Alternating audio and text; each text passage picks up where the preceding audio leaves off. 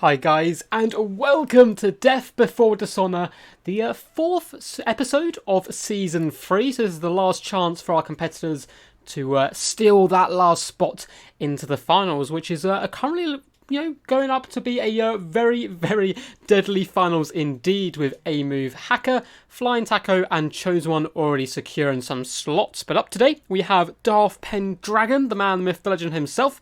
We have King of the Dead, and those two are going to be in our first matchup today. And then we have Noob for Life versus Stormrunner in round 2. Should be very exciting indeed. What's up, Darth Pendragon? Hope you're going good, buddy. See you in chat there, getting ready to face off, and he is already in. Hey, bro. So we're just waiting on King of the Dead here, and we are going to be playing, of course, on Troll Country, which should be a pretty damn fun map. It's very close quarters. I like to start my streams off on this map in particular, as it's real blood and thunder, straight in there into the big old meat grinder. But yes. Let's double check Discord, make sure King of the Dead is on his way. Just dropped him a message on there, so he should be hopping on in just a second.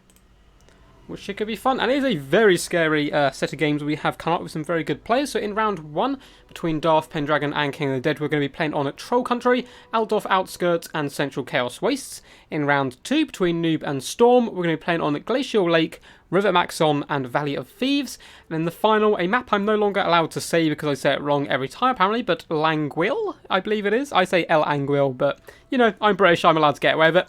We have Pillar of Bone, Alpine Ridge, Mirror Woods, and Toothgrass Hill. It is of course going to be the standard best of 3 semi-finals with a best of 5 final. So it'll be some good games. I'm not sure if I have King of the Dead on my friends list. Don't think I do. I'll drop a message in a sec. We'll give him a couple of minutes to join up before we start harassing him with messages. I see you there, Poison Ducky. How's it going? Dutron Smith, Cosmic Master. What's up, guys? Hope you're doing all good. Poison Ducky, quack, quack. Indeed, the ducks have arisen. Hope you guys are as excited as I am to see some good games here. I should give King Dead a couple of minutes before we start sending him some messages. Hope you guys are excited. Stormrunner, hope you're also prepared to face off against Noob for Life in the finals. I saw that Noob and Darth Pendragon were doing some practice games beforehand, so I'm sure they're prepared. King of Dead, I'm coming. No worries, buddy. Take your time. We're all good. We're chilling. I'm rooting for the Duck Clan, Darth to win. Yes. Darth is in fact representing my own clan here, Death Before Dishonour, as you can see, DBD. Which is basically more of a symbol. Just starting the game. Yeah, no worries, dude. It's basically just a more of a symbol of that you'd rather lose, i.e. death, before you dishonour yourself by cheating, being a bad sport, any of that type of stuff. So it's quite good to get it off the ground. Potato indeed. My apprentice. Yes, Papa Palpatine, your apprentice shall rise. There's a lot of Darths around at the moment. The rule of 2, though. I believe Papa Palpatine is the master, and Darth Pendragon coming up here and trying to snatch the throne here from King of the Dead, who's a very evil-sounding name in his own right. But he's a really nice dude and brings some pretty wicked builds. Is there a prize for some of King of the Dead's art? Is the prize some of King of the Dead's art? I don't know King of the Dead did art. I would ask him to donate some and have that as a final. That'd be brilliant. As like a prize. I will. Or are you asking Zutron if I would draw King of the Dead as some kind of prize? Ducks before dishonour. Always. You should always become a duck before you dishonour yourselves. Ducks in general, lovely creatures. We're peaceful for the most part, very friendly. We just like eating bread. But if you come after us, we will go for you. Geese, of course, are allowed in as well to the clan. And it looks like King of the Dead is here. Hey. Oh, looks like I've got a little bit of...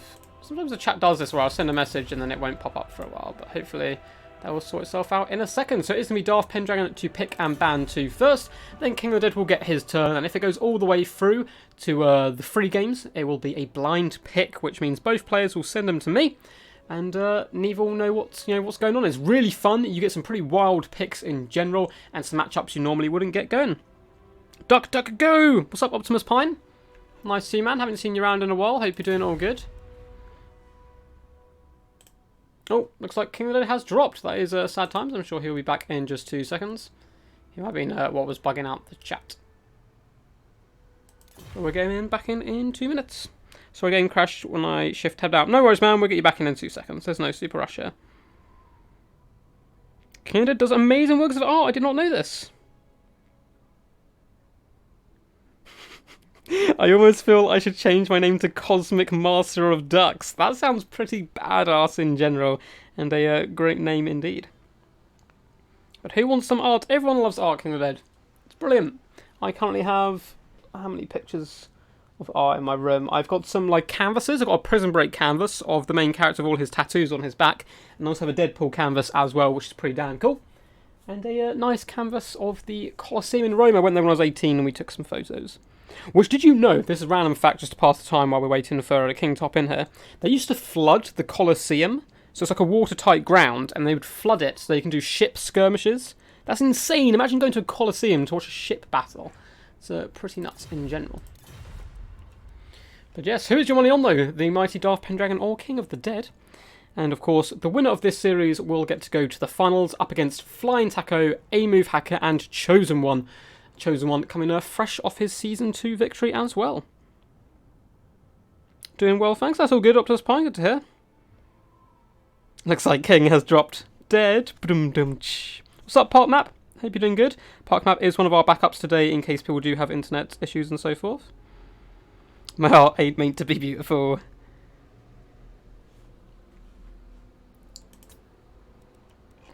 I don't think I have King as a friend on here. I have so many people that I don't even know who they are. Ray Sky Waffler, no idea. Because people keep changing their names and so forth. I assume that's... Suspicious. Suspicious, maybe A-Move, I'm not sure. Let's check Discord, make sure we're all good. Yeah, okay, no messages on there, so I'm assuming he's just trying to boot back up the game. Got him. What's up, Magnus? Hope you're doing good, friend. Got a root for the Darth, but King is a formidable foe. He is very formidable indeed. Kind of well known for playing his undead factions in general, but is a brilliant player across the board. Very scary opponent. Not sure if I've ever faced him, but I don't know how ducks fare against undead creatures. Probably not well. My art is made to be inspired, says King of the Dead. I'd like to see some of it at some point. If you have any of it online, any location, would be good to see. So, of course, for those who don't realise what a Death Before Dishonour season is, we do 4 tournaments. They are 4-man tournaments, so we normally do 2 best-of-3 semi-finals and a best-of-5 final. Then the champion of each round, so this is the 4th round here, go together and they kind of do a big Royal Rumble to see who rules the season as a whole. Zach B. Sane was our first ever champion, and Chosen One was our second one. Coming in with some ridiculous games up against Flying Taco. I believe it was a 5-3 series, 3-2 series, sorry, and it was insane, crazy close games all the way. So hopefully we'll get some more of that again. If Noob wins today, we will almost have the same finals. That is true. That is true indeed. I believe A-Move would have taken Zeus's spot. So yes, if Noob for Life does win, we'll have the same.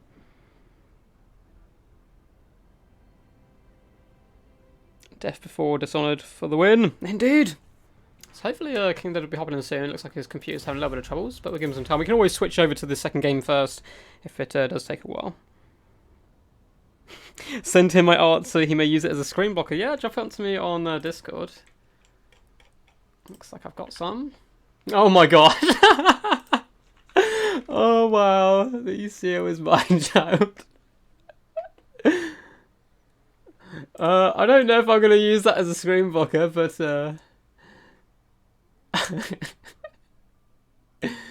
I'm loving the art. It is inspired.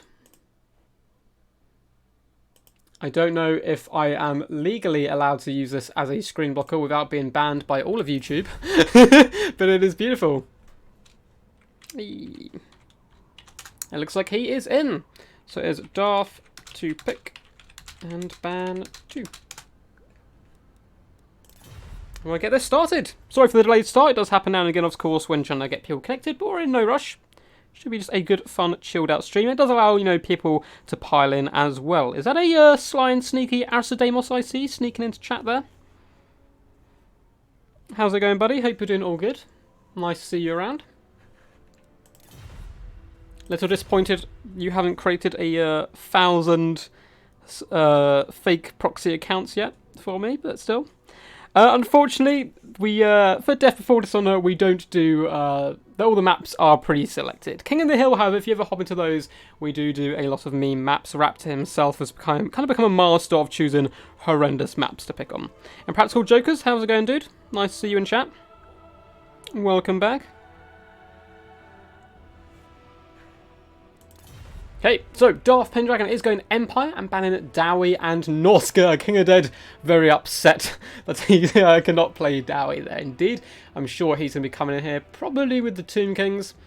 Arguably could come in with Counts or some other foes. But as I said previously, he is known for his undead factions, but he is very good across the board in general. Gosh darn, not my Dowie.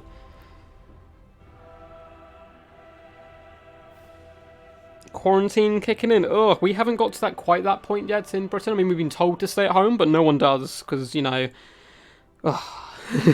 But, it is getting a little bit bad. There are rumours that tomorrow actually, they're going to up everything once more and start having enforced deadlines, you know, when people can come home and so forth, curfews and all of that.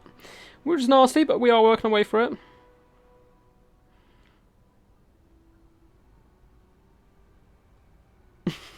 Oh no, did you pause the video so you weren't up to date, Magnus? Stamos stuck with Warhammer. Things could be worse. Yeah, no grudges, afraid. He is, in fact, going at Tomb King's King of the Dead, so Darth Pendragon going to be coming in here up against King of the Dead's, I think, favourite faction. He's very good with them and Coast. But we shall see. Well, at least you're up to date now, Magnus. Magnus is a Ninja Pingving, for anyone who doesn't know, who has played on the channel multiple times before. He was an all-round cool kid. I'm just super excited to see this. I've been buzzing. I've been out all day, just waiting to come back and set this up. And it's so funny how, when I first started, I was literally thinking of this on my way home. I only had like 2 hours maybe before the stream starts. And when I did my first ever Death Before Dishonour kind of months and months and months ago, I had to give like a 2 weeks notice to people. Like, hey, I've got this tournament, I'm trying to get 4 players together. I was panicking, right? 2 weeks to get 4 players, how am I going to manage this? And now I just drop it in my Discord, and within about 2 minutes the slots are filled up. It is ridiculous. So I am going to have to come to a solution at some point of how to get more people involved with these to ensure, you know, everyone gets a good turn. But it's a nice way to show some good growth. Let's see some Luminarch sniping. Damn right, Poison Ducky. I demand them. University facilities are closed. That kind of sucks though if you don't have a laptop or anything and you need to get a lot of work done. I actually used the library a ton when I was at uni just because it made me concentrate. I wasn't at home where, you know, Total War was, so I didn't get distracted. We need a nice stream where I finally win OV. Well, we can certainly set it up at some point. Looks like King of the Dead is ready, just waiting on the mighty Darth Pendragon. And we'll get this going. And of course, in the next round, we have Noob for Life up against Stormrunner as well. I think these guys have played each other quite a lot as well, so that's going to be a little bit of a friendly grudge match, which should be good to see. You like bringing quad cannon. That is some extreme firepower. Although I do quite like that, but up against King of the Dead, who's so good with his micro, it's one of the things he's known for, especially with his hounds and chariots and so forth. 4 cannons could be very risky. That is a lot of artillery to defend. But at the same time, if you can keep it firing for at least a large majority of the game, it will do a disgusting amount of damage, really pull down constructs as well, and you shop to your great bows and so forth. But yeah, we normally start on Troll Country, but after this we will be moving to the Outdorf outskirts, the homeland of the Empire, before Central Chaos Wastes, if it does go all the way. I'm excited as well for a best of 5 final. It really makes people have to show their flexibility. We've been starting to do it in this season of Death Before Dishonour, and it's been a rousing success, so I think we're going to keep that going forward. Now, next season, what we're probably going to do is 2 tournaments in the same format as you see here. 4 players come in, semi-finals, final. But the other 2 are probably going to be a bit more open. I'm going to open it up on Challenge, the website, and have, you know, as many people as I want enter, and then we'll just stream the semi-finals and finals. A lot like the way Turin hosts his ECL and Spartacus his Warpstone Cup. I think that's probably a good idea. Just try and get some more people in where possible. Looks like they're all good, and let's get this started. I'm excited. Hey Duck, thank you, Impractical Jokers. How are you doing? Good? Hope you're all good in the hood and staying safe from any nasty viruses. I feel like one cannon is good with some handgunners. Handgunners can do work in this matchup, especially up against the Shopty, but they can struggle to get a bit of line of sight and do get pulled apart by skeleton archers fairly comfortably as well, which can be a bit of a problem. So we have a nice killing death pit right in the centre here, where you'll often see a lot of the battle start to divulge, and a big massacre in the middle, which is what we love to see. We have some hills up on either kind of corner of the map here, with some trees as well for some sneaky stabbings. Without further ado, let's pop into Darth Pendragon's build here, and have a little cheeky look. So, for his main battle line, we do have Spearmen, just decent all-round. Well, they're pretty terrible, but they'll hold the line for you, and that's what you can expect from the Empire. They're there to hold the line and do their job, sacrificing their lives for Sigmar. In the front line, we do have some Flagellants. We have 1, 2, 3 units of these guys, these Zealots of Sigmar, of course, Unbreakable, and I love taking Unbreakable units up against all undead factions. Basically, they're very sticky, you can get into that back line and be a general pain in the butt. Looks like we have a large cav contingent. We have 2 units of Outriders out here in a little bit of Vanguard. And I've actually seen these guys used quite a bit recently. They do some really decent AP damage. Up here we have some Empire Knights rolling dirty with some Demigryph Knights themselves. The Lance variety, which I've been seeing so much more recently. If anyone would like to explain why there was all of a sudden a resurgence in the Lance variety over Halberds, I'd be very interested to know. They do get a better charge bonus, so maybe he's planning to do a lot of cycle charging. Over on the left-hand flank, it looks like we have the exact same, apart from we have some Knights of the Blazing Sun, and their fire damage can be really decent in this matchup. And I mean, come on, they look incredibly badass. That is the main thing you want in a unit. We do have a Wizard down here on a horse. We have a Bright Wizard, Flaming... Oh, let's go in here and make sure we correctly name everything. So we do have a Fireball, Flaming Sword of Ruin, and Burning Head. I really like Flaming Sword of Ruin in this matchup.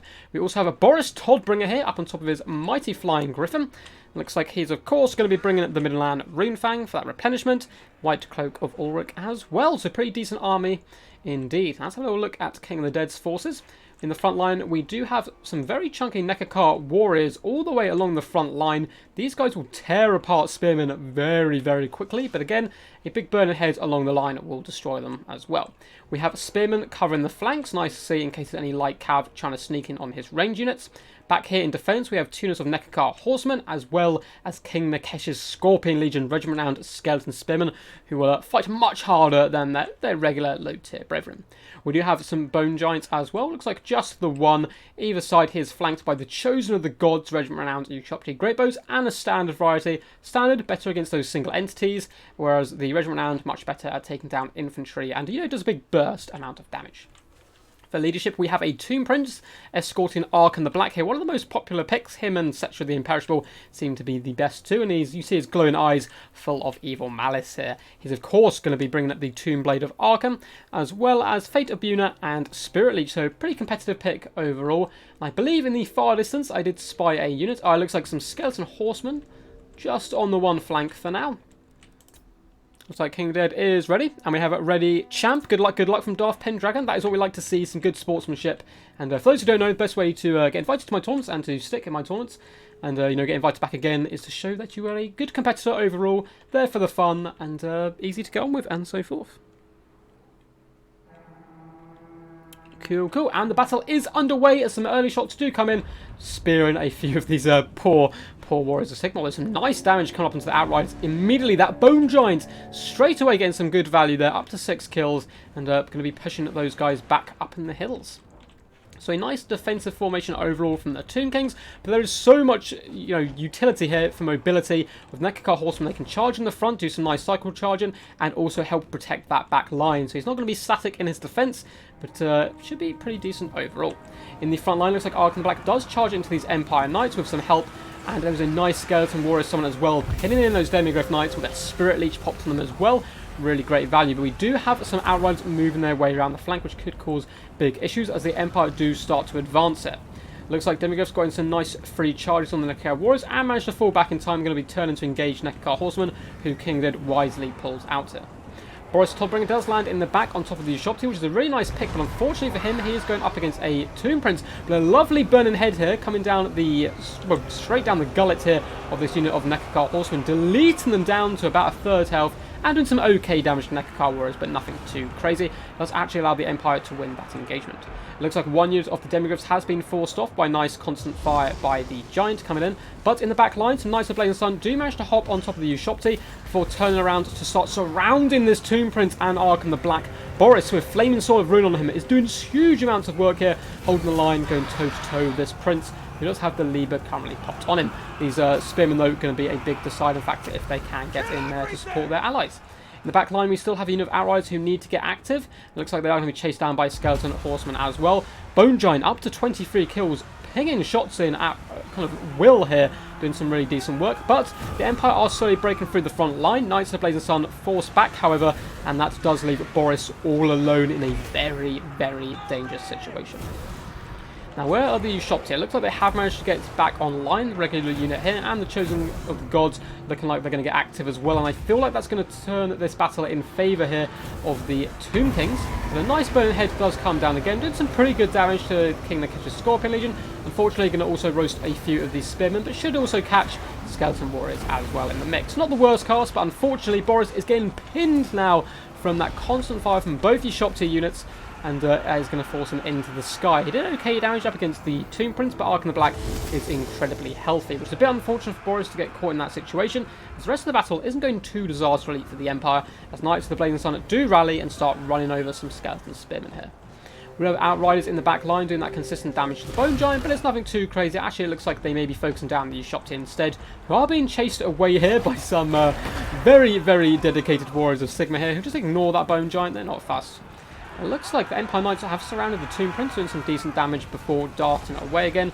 And in the front line, a summon unit of Ushopti is starting to have their way with the Spearmen, and the Empire State troops are unfortunately slowly getting tattered. But the battle isn't too out of favour yet. Where is Boris? Did he completely run off the field? No, he has in fact rallied. He's going to hop onto the Skeleton Horsemen in the back line, going to be helping healing up. And these Outriders need to get active back into the fight. The Empire really need every single tool they have at their disposal right now. The summoned Ushopti will disappear, which will help the balance of power as well. The Griffin Knights going to be falling back here, need to just wrap around and start getting that constant cycle charging in. Knights of the Blazing Sun also come flooding in onto these Nekakar Warriors, but they are met by Archon the Black and this Tomb Prince, who's been a real MVP here, able to duel Boris and force away all of these cav units, getting some really nice value as well, helping protect this back line, which is once again active. Looks like we have a little bit of lag, unfortunately, but hopefully it should subside in just a second here. It's been pretty good most of the game. It's a bit odd that it has just popped in. Boris floating in slow-mo, observing the battlefield here and realising the Empire are certainly on the back foot. Needs to get some of these state troops through and start shutting down the range troops. Otherwise, that Bone Giant is going to be doing this all day, firing those shots into Boris, who's taking quite some big hits now. A nice fireball does come in, doing some huge damage to Archon the Black there, but it may be worth taking down that Tomb Prince first, as he was already pretty beat up. Empire Knights do rally in the back line, trying to shut down the Ushopti, but once again, the Tomb Prince and Archon really quick to respond there and hop on those guys.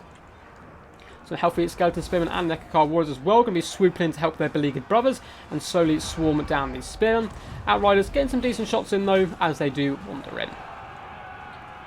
Only 5 Demigryph Knights alive here, 600 health, and they have rallied once again. They've answered the call of Boris, who himself is very close to breaking here. He's been taking shots all day from that Bone Giant as he lines up another shot, and bam! Straight to the face, down to just 600 health. I have no idea how he is left standing as more shots come up from the Ushopti, and there he goes. He does in fact break with a Spirit Leech on him. I think that is unfortunately going to be the end of Boris and the Empire forces, but a very close game indeed.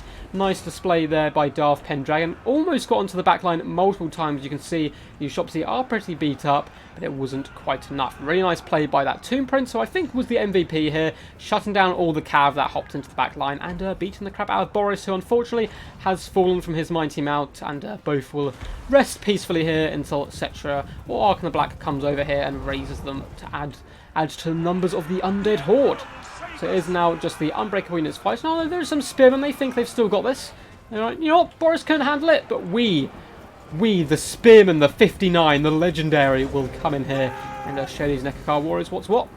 But fortunately, now they are starting to rout, and that is going to be game over. GG's by both players there. Looks like, I don't know if we'll be able to lag or if one of them is dropping out. Looks like we're all fine. These Flagellants do fight to death here, and Darth Pendragon bows out. 4 more to War Wagons. We actually had that last stream Oh no, I had that on the last video, one of my last videos. You can go back and check out. We had triple mortar wagons in the last one. So overall, I actually quite like both armies. I really like the inclusion of these guys here being unbreakable. 92, 93 and 75 kills across the board. Very effective. Unfortunately, one Demigryph Knights did get deleted. I don't think the Outriders really managed to pay for themselves. As for King of the Dead, really solid build as well. Managed to protect that back line, which got huge value overall. And a massive work by that Tomb Prince carrying the defense of that back line, keeping those guys shooting. So let's give them a GG. And the map is going to be Altdorf Outskirts. And I will update the scoreboard while I think about it.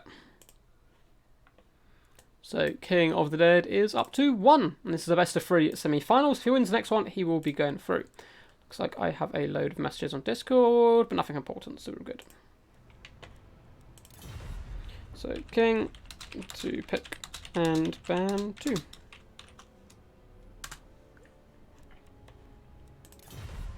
Sweet. Now I can come out and chill with you guys for a little while, have a little look through my phone. So sorry I only kind of reply between games, but I'm focusing on the game for the most part, and I look at the chat on my phone, so. Looks like we're all good here. Lance Demigryphs just have better stats. I never saw them though for so long. It was always the Halberd version for that anti-large. It just does so much work and gives so much utility. They just beat the crap out of any other cav. It's so good. So good.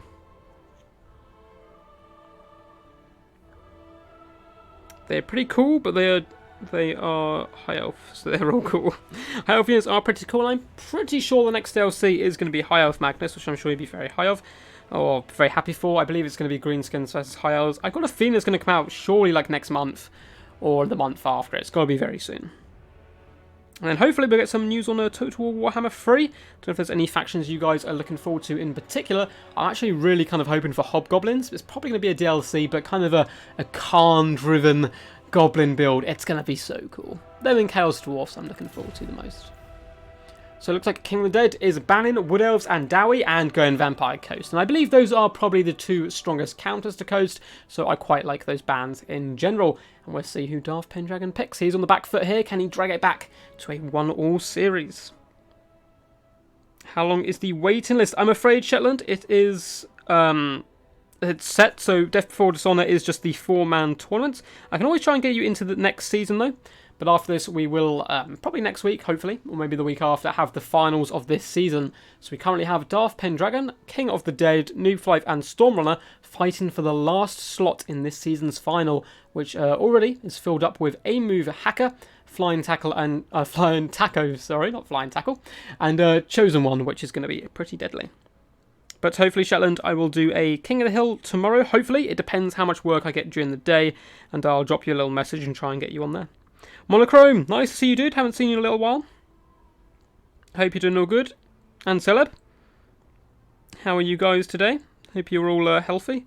None of you have any nasty viruses or so forth.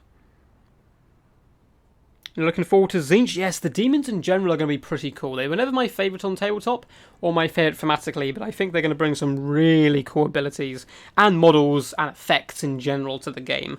They should be good fun.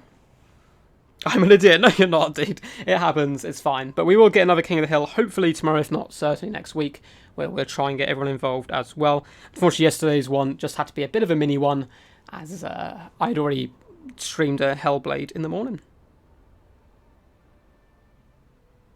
The normal goblins can be really good. Normal goblins can be, but imagine a Kharn-driven one. I don't know too much about the Hobgoblin lore, but I feel like it'd be like the Mongols, but with goblins, which is just insane. It'd be so cool. It looks like Darth Pendragon has indeed gone High Elves, a pretty decent counter up against the Vampire Coast. Lots of cheap and cheerful archers. I feel like the Phoenixes can do a real decent job here as well if they don't get fired down by cannons. But King of the Dead loves bringing bombers, so I feel like archers would be a really nice counter in this matchup. But we'll have to wait and see what they bring. A lot of people obviously known for a certain way of playing, so they maybe throw a wild ball in there, you know, for a little curveball and mix up their playing style to get one over their opponents. Is it 11 PM where you are? I'm sorry, dude. I try and stream in the evening here in Britain, as across Europe most people have then finished work and can pop in. But it is nice to see you here. To be fair, I'm working from home, so I shouldn't be playing anyway. It's not playing, Shetland. It's dedicated work. You're learning about tactics for your future job in the military. Yes, High Elves. Yeah, I know you're a big fan of those guys. Maybe we'll even see a Star Dragon for you. Which I think would be horrendously risky up against Vampire Coast. But you never know, it could do some decent work. I'm just going to have a quick little drink.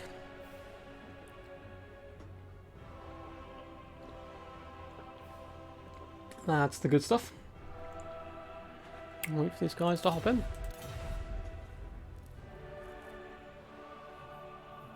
Have all 4 showed up? Yes, all 4 players are here. I believe we have Stormrunner and Newflife have both been in chat recently. So as long as no internet does disconnect, we should have the standard 4 players playing.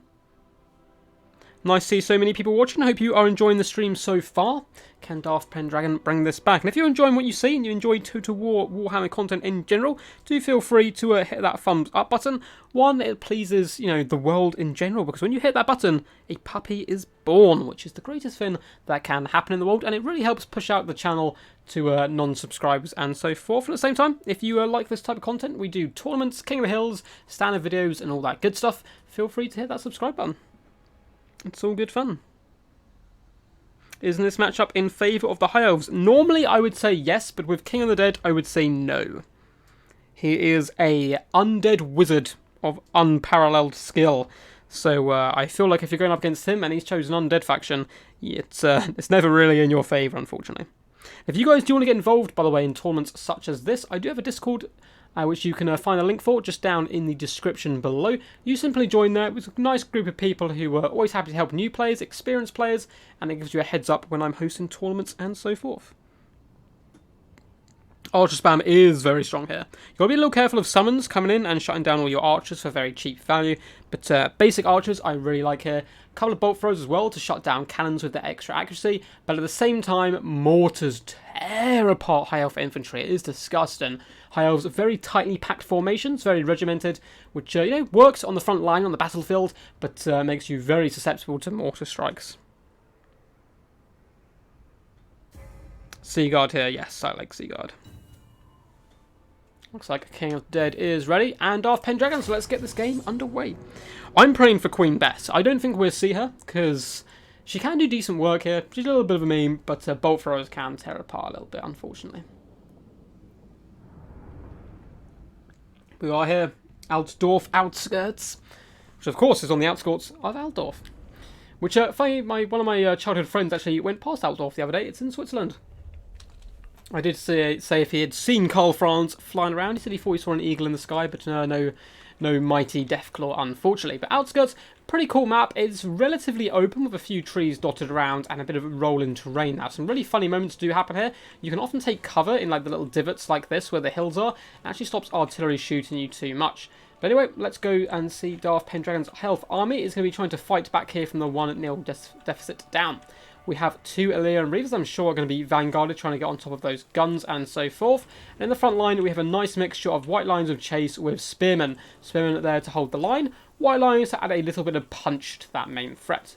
We also have 1 unit of the elite, the Phoenix Guard. These guys can do some fantastic work at taking down any large threats that the pirates throw at them, but at the same time are a very juicy target for mortars and long-range artillery pieces. Now, it looks like we have a ton of cheap archers, as expected. Oh no, we have Sisters of Avalon on the right-hand flank here, mixed in with 3 basic archers, so nice bit of long-range firepower. We have 1 Eagle Claw Bolt Thrower as well to try and lure in the undead. We have a Mage of High Magic, and I really like this because of the Tempest. Surely he's brought Tempest. That'd be such a nice play. So we do in fact have Tempest, Soul Quench, and Apotheosis for that nice healing. Tempest can do really nice work if King has brought Flying Leadership Call or so forth.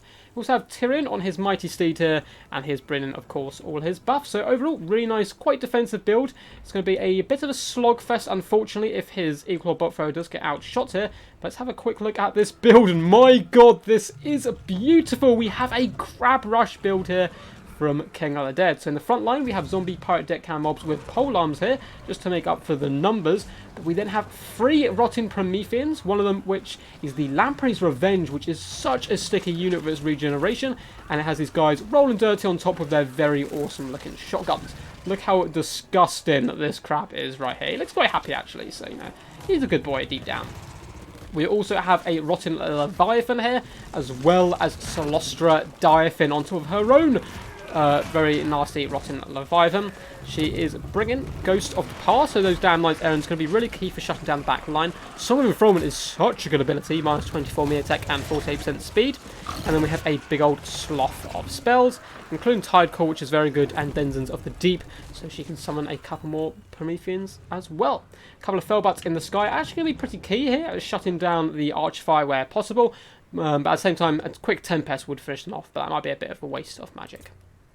Good luck, and the battle is underway. What a build here. I did not expect this at all. A big old crab rush. It can be very effective, however. Look at these guys in time march into war. Which is very, very cool. And the first shots, I'm assuming, are now getting fired. Oh, in the background, actually, we do have some scurvy dogs as well on either flank. And those guys are going to be key. They need to get in here and start munching on some archers. But these guys are very well protected here. Lyran Reavers being used defensively, which is quite nice to protect these back line, and spearmen on the flanks as well. Going to make it quite hard. But not too bad of an approach for the big creatures here. There are a few trees to give them a little bit of cover, but there is going to be this nasty open patch here. And the bolts are coming in, aiming at Diaphin herself, which isn't a bad choice at all. Trying to shut her down nice and early. Now, the Rotten Prometheans are actually pretty fine against the basic archers who don't have the most AP, but they do have a sheer volume of arrows, right? Should eventually start to ping these guys down. Tyrion does go headlong on here to get some free kills here, taking down one of the Prometheans before falling back and dropping a very nice Sunfang down here. Going to roast these zombies, and it does come down in time. Boom! Huge damage. Those guys down to a 3rd health already. So really nice play here by Tyrion, up to 40 kills before the game's even started. In the back line, Fellbats are getting in. These Illyrian Reavers need to react, which they do very quickly. Going to be protecting the Sister Avalon, who, to be honest, are very tanky. It might have been better going after the archers, but at least it has shut them down, allowing the crabs to start going into the front lines there. Scurvy dogs as well springing forward, but once again, Darth Pendragon on point so far this game, charging in there. We're getting the counter charge with the Illyrian Reavers, going to put those dogs in their place very, very quickly, and the other unit is still waiting in the wings. So early on, gone very good for the High Elves here, but once these crabs hit, they will start to roast this line and force their way into that back line very quickly. The White Lens Chase, though, do have okay AP, so can do some decent damage back, and looks like the Rotten Prometheans here are getting deleted. Going up against Phoenix Guard is going to be a pretty damn tough fight. We do have a summon here in the back line, so is it going to be the crabs or Damn Knight's Errand? Damn Knight's Errand instantly on top of these archers, and Liam Reavers trying to pop in there to help. Actually, it looks like they're going to try and... oh no, they just stopped there. Song of Enfrollment has come in though, going to help melt these guys very quickly. Scurvy dogs still live as well. Looks like we have a Tide Call possibly coming in the back here. Oh no, it is the giant boat! It is popping up here, but unfortunately for him, Darth Pendragon does notice it's quite a slow animation and Sister Avalon gets out of harm's way. But in the distance, archers have been set upon by some Scurvy dogs, and this is a dead unit of archers. There is no way they're going to be getting out of here. But if you can keep the rest of his units on action, it is not the end of the world at all. Phoenix Guard are going to be incredibly disgusting to take down for literally everything in the Pirates build. Summoned Rotten Prometheans will be disappearing relatively shortly, however. Sister Avalon now starting to focus down. It looks like the Damn Knight's Errand. These guys do, in fact, do magic damage. So they will do good against them overall. And on this left-hand flank, Tyrion going to be a bit of a wall beater. He's also going to be very hard to take down. We have the Mage of High Magic charging in on the Rotten Prometheans as well, crumbling those guys down and breaking them off. So the polearms are going to struggle, of course, up against the White Lions. Scurvy Dogs doing a decent job in the back, but they can't carry you a whole game. And Damned Errands are going to disappear fairly shortly, so it could be the crabs against the world. Diaphin taking a huge amount of work, but she does manage to scare off some of the archers. And the back line for the High Elves has been shut down. Eagleclaw Bolt Thrower as well has been swarmed by this Rotten Leviathan. Tyrion needs to get in there and start doing some work. More Scurvy Dogs as well, trying to shut down Sisters of Avalon. So really nice play by King of the Dead, trying to punch back as much as possible, even after some early kind of good micro by Darth Pendragon, to be honest, rather than kind of mistakes by King of the Dead. Lynn Reavers have popped on top of these Scurvy Dogs, going to be able to bring them down relatively effectively, and the front line certainly going in favour of the High Elves over here. Phoenix Guard up to 51 kills and doing decent damage to these Prometheans, hunting them down here, giving some big attacks with their halberds, swinging them around. Prometheans may in fact crumble before they can escape. They've still got 1,000 health, they should be able to rally just about in time. We have another Tide Core coming down, getting some great value. That spell is so cheap for what it does. And unfortunately for these zombie pirate deck mobs, completely surrounded by spearmen white lions, they're going to be going down very soon. Honestly, if I'm Tyrion, I'm hunting down these rotten Leviathans as quickly as possible. In the back line, Illyrian Reavers doing their best to protect the Sisters of Avalon, and if they're kept online and they can pin in these big crabs late game, they're going to do so much damage and work here. Let's see what's going on there. So in the front line, once again, Vampires are still losing. The Diaphin here trying her best to take down the Phoenix Guard with a really nice, well-played Song of Enfrollment. Getting those guys down minus 24 melee attack. So their melee attack is a pitiful 22 right now, and we're doing too much damage. But unfortunately, it looks like the Rotten Prometheans are going to be lost here. And the Diaphin, though, what an animation. Looks like the big old guy, big crab there, did in fact gobble down one of those poor Phoenix Guards. But the archers are back online. We have some basic archers on this left-hand side. And in front, we have Sister Avalon getting some really nice work here. And that surely is going to spell the end of Diaphin as Tyrion comes in here. And he's popping that flaming sword where the sun doesn't shine. And I don't think there's any way she's going to be able to escape here. Down to 550 health, 284, and yes, certainly she will be dead. Royal Leviathan has been pinned in by Illyrian Reavers as it tries to get into the back line to protect its master. But down goes the Diaphin. And I think that's going to spell the doom here for the Vampire Coast. Sisters of Avalon once again repositioning, and we're starting to get some decent shots on top of their Royal Leviathan. And these Illyrian Reavers have been used so effectively, breaking down the Scurry Dogs and protecting this back line, holding the line here, knowing they're going to die, but just enough to pin in that Rotten Leviathan to allow the Sister Avalon to rally and once again fire some shots in here. You can see that huge burst damage that those guys can do. Tyrion helping just to take down the Lamprey's Revenge, who is still relatively healthy. This last bastion of strength here, but with so much archer fire still online, and the bolt thrower once again getting back into action, I think it's going to be too much for the coast to bring this back. Phoenix Guard as well, still pretty healthy, half health up to 56 kills. A lot of those have been big nasty crabs as well. We can see the bolt thrower shots coming in, doing some decent work on the Leviathan as the Sister Avalon just flee as fast as possible. As Tyrion comes in and smites yet another of the crabs as he charges headlong into the void. Phoenix Guard, of course, going to be protecting him there, and King of the Dead does in fact concede there. Very well played. What a game! What a game! 1-1 there overall. Pretty decent work. Really fun, big, large crab build by King of the Dead. But Darth Pendragon looks like he was expecting it slightly. I like the inclusion of Sister Avalon and Phoenix Guard just in case there is a crab rush, rather than just going for the cheap and cheerful archer spam and praying that your opponent is going to try and outshoot you. Tyrion, 55 kills as well. Did some serious work. GG. Yeah, Darth Pendragon, oh crab! Blind picks it is. And the map shall be Central Chaos Wastes. I will update the scoreboard quickly before coming out and chilling with you guys for a bit. Boop. I'll wait for those guys to send that in. What a game! Darth Pendragon here, not going into the night cold, without screaming and fighting for his dear life here, doing some really decent work overall, and punching pretty back hard. Yeah, punching back very, very hard there. Very impressed with that performance indeed.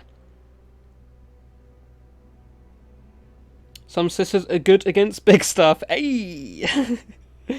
Nice to see. Yes, GG's by everyone indeed.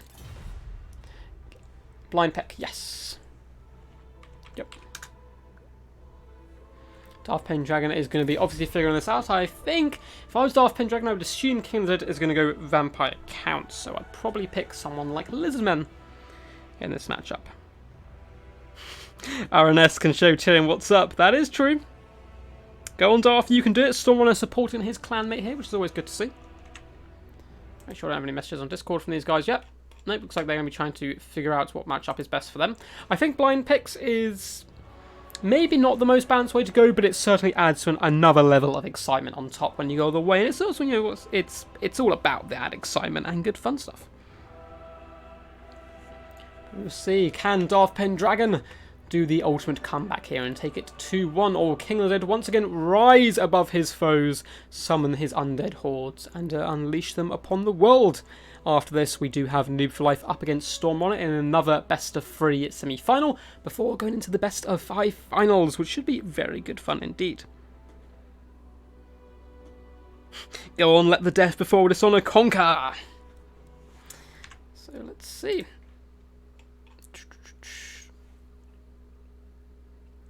Cool, and both of them are still trying to figure out here. Gonna have a little sip of my drink while we wait.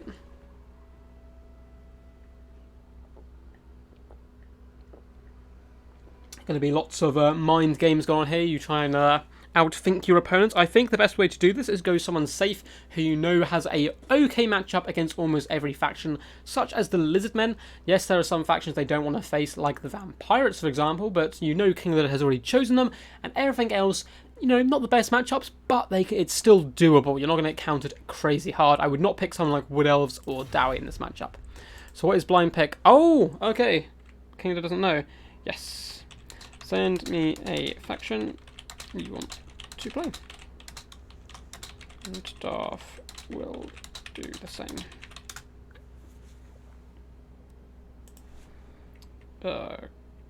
Can't be a faction you have already been.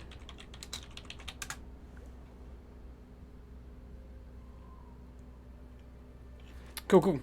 I didn't realise he didn't know what blind picks were. I suppose they're not that commonly used in tournaments. And it should be fun.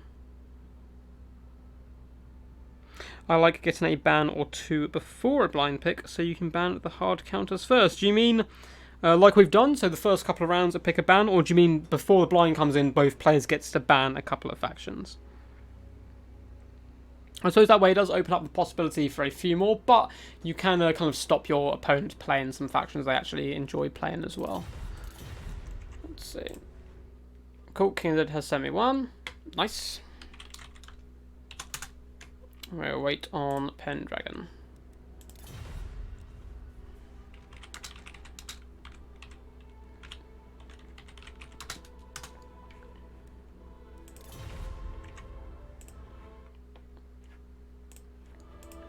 Cool, cool. Wait for him to send me a message, and then I'll reveal King of the Dead. Obviously not going to reveal it beforehand.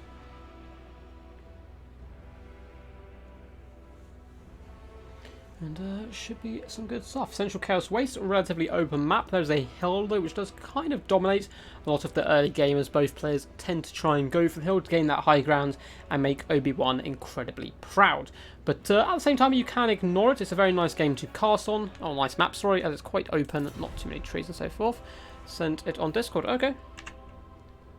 Oh, it has not arrived.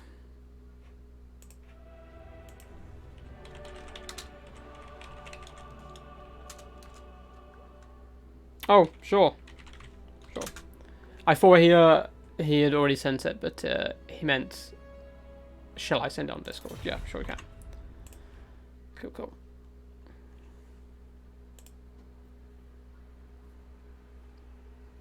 Cool, cool. So, it is going to be... Dun, dun, dun. Oh, this is going to be a fun matchup indeed. So we have Lizardmen versus Norska. Darth Pendragon in charge of Lizardmen, and King of the Dead in charge of Norska. I love this matchup as a Lizardman player for the Lizardmen. A lot of people tend to counterpick Lizardmen with Norska. They have a lot of good anti-large tools, but Umbral Tide do huge work here, and Krokgar with his Hand of the Gods will destroy Frog the Troll King in a matter of seconds. Does very good up against all the big nasties, can tear apart infantry, and can even go toe-to-toe relatively effectively against Wulfric, as long as you avoid that nasty Hunter of Champions. And Umbral Tide does decent damage as well, helping take down Skin Wolves and so forth. Get a couple of Cold One Spear Eyes in the back to protect your back line. Bestowed on the Solar Engine, and then a ton of Saurus Warriors into the Sunset can do some really solid work. It's very nice indeed. So I personally think it favours Lizardmen, but a lot of people seem to think it favours Norska. Javelins can do a ton of anti-large damage from long distance. Very quick and good at swarming as well, managing to run over skinks and so forth. So it's pretty back and forth, but it maybe depends on who you play as. You know, for the majority, who is your favourite faction personally?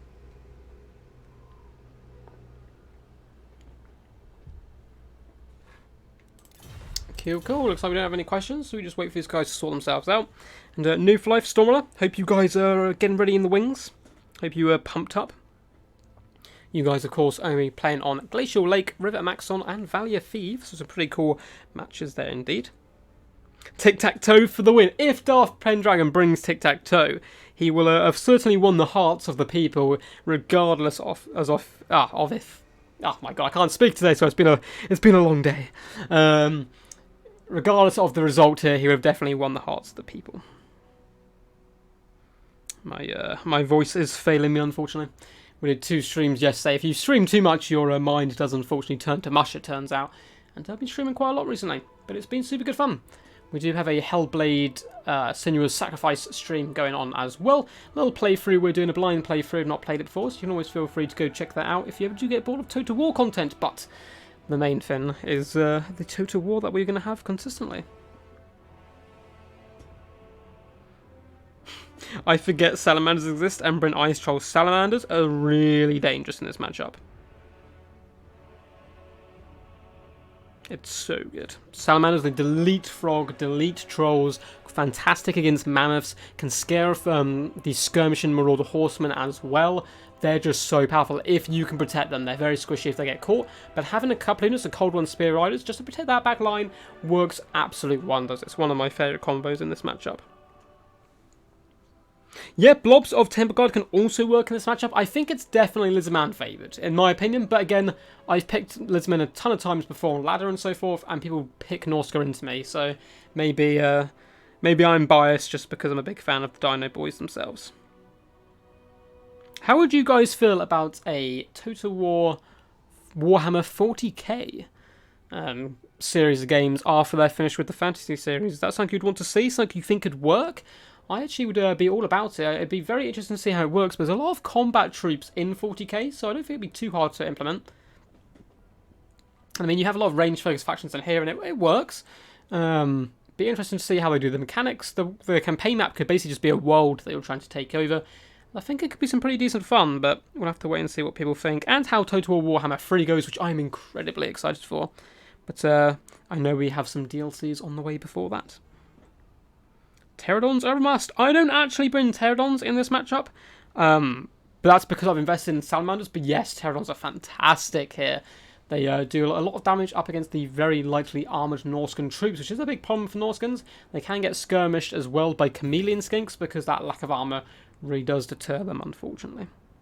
Yes, Lizardman can kite well here. Yes, Palpatine. Indeed they can. Lizardmen actually can put out a ridiculous amount of long-range firepower. People don't seem to realise. But skink skirmishers, chameleons, skinks with javelins, bastiladons, there is so much long-range firepower you can bring to the table, plus razordons and salamanders.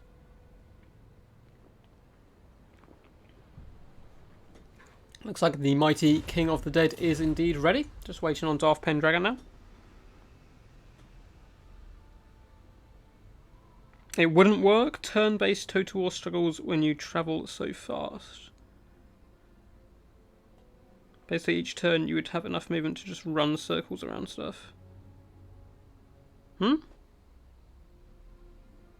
Not turn-based Total War, just standard, I would say. Yes, I would not want Emperor Total War range units standing against each other. I don't think that would be the case. I think there's far too much combat. Oh, do you mean you could kite basically so many people with the movement? That could possibly happen, which would be a problem. They'd have to work well to balance it. So Darth Pendragon is just asking for a little second to help build his finish his build before we hop into this one. If they could somehow make the turns like 1 day each, it might work. I mean, you don't really need time in turn-based game in like the campaign. It's like the Total War Fantasy is like in its own existence. There's no seasons or anything. It just kind of stays as it is. You could probably do that with 40k perhaps, if you're talking about the campaign map, that is.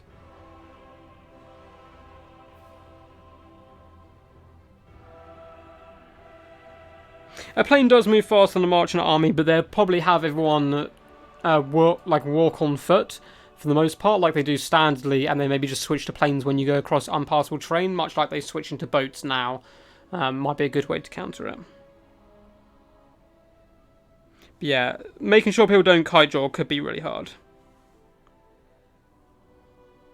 Yeah, you might just have to cut out planes, or you have all armies move via transportation like that, so everyone moves at the same speed.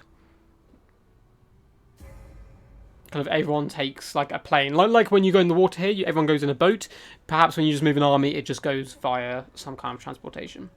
Unless they can think of some story reason why everyone is on foot. But... And of course, you've got to get into, people teleporting through the warp and all that type of stuff as well. So it'd definitely be a huge task, but CA have certainly managed to pull it out of the park here with Fantasy Warhammer, so it should be quite interesting. I'm sure Games Workshop will be definitely interested in with the amount of success this has brought to the table.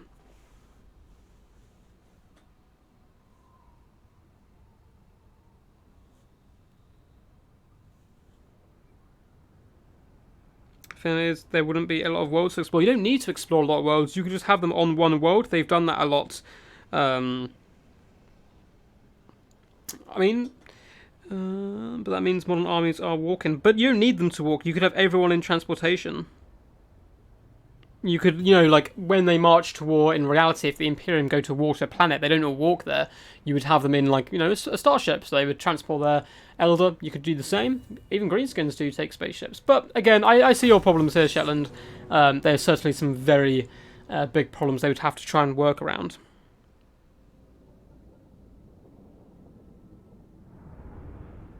I'm assuming they wouldn't be able to do it realistically of like one ship travels around, but the same as they used to do Dawn of War, where you used to take parts of a planet by parts.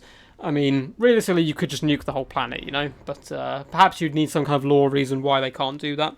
But that would mean they need to get a decent story going for it. But anyway, back to the matter at hand. We're on Central Chaos Waste here. As I said, we have this lovely hill up here which does dominate a lot of the forces. Let's have a little look at Darth Pendragon's army, and it looks very, very nasty to take on for the Norscans. So for leadership, we have a Slan Mage Priest of Fire. You basically never see this guy. Very interesting pick indeed.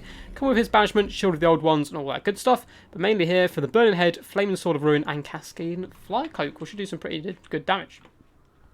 Up front, we have one unit of Chameleon Skinks. It looks like he is just going to be all on his own there, but should be able to slow down the enemy a little bit. In the front line, we have Skink Cohorts with Javelin, mixing with Temple Guard along the front line, which is pretty tasty. Star Chamber Guardians as well, my favourite unit thematically, up there with the Wild Rider Regiment Renowned as well. And we're doing some huge damage themselves. And then we have a ton of Cold One Spear Eyes in the back, protecting that back line, which I really quite like. Feral Carnosaur is here as well, going to help protect the Slan, and we've got the Umbral Tide for that decent long-range firepower. One thing you've got to be really careful here, especially if we have Wolfric the Wanderer, the Slan Mage Priest is incredibly susceptible to being sniped out.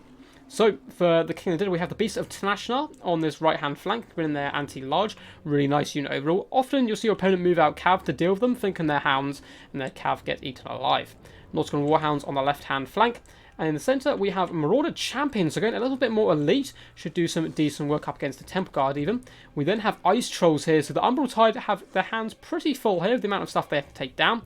A couple of Spearmen on the flank, and a load of Javelins in the back. These guys are going to be pretty key at taking down the Carnosaur, helping deal with the Slan, and those pesky Salamanders and Cold Ones. It's going to be tough.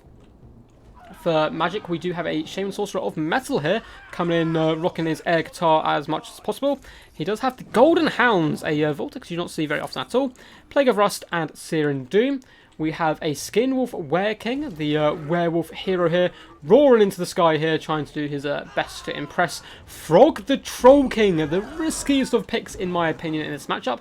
I always forget he has this like glorious beard. He actually has got like a bit of a dwarf beard going on here. And he's going to be coming in, of course, with the Wintertooth Crown, given that Unbreakable. Has regeneration, but is 25% weakness to fire. If he'd brought Krokgar, or even a couple of Salamanders, he was in big trouble. But now, we still have the Fire of the Slan Mage Priest. So the Flaming Sword of Ruin come down, give people fire damage, and the Umbral Tide. Just from the armies, I think Darth Pendragon is in the driving seat here. I think it is his game to lose. Chameleon Skinks do pop up here, getting some early shots into the beasts here. Trying to fend them off. Skink Cohorts coming in as well, but they're going to be falling back relatively quickly here.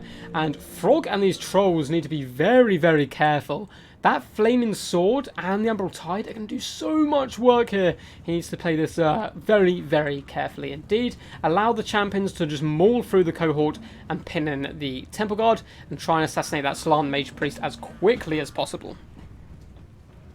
The puppies are here. They are indeed. They are indeed.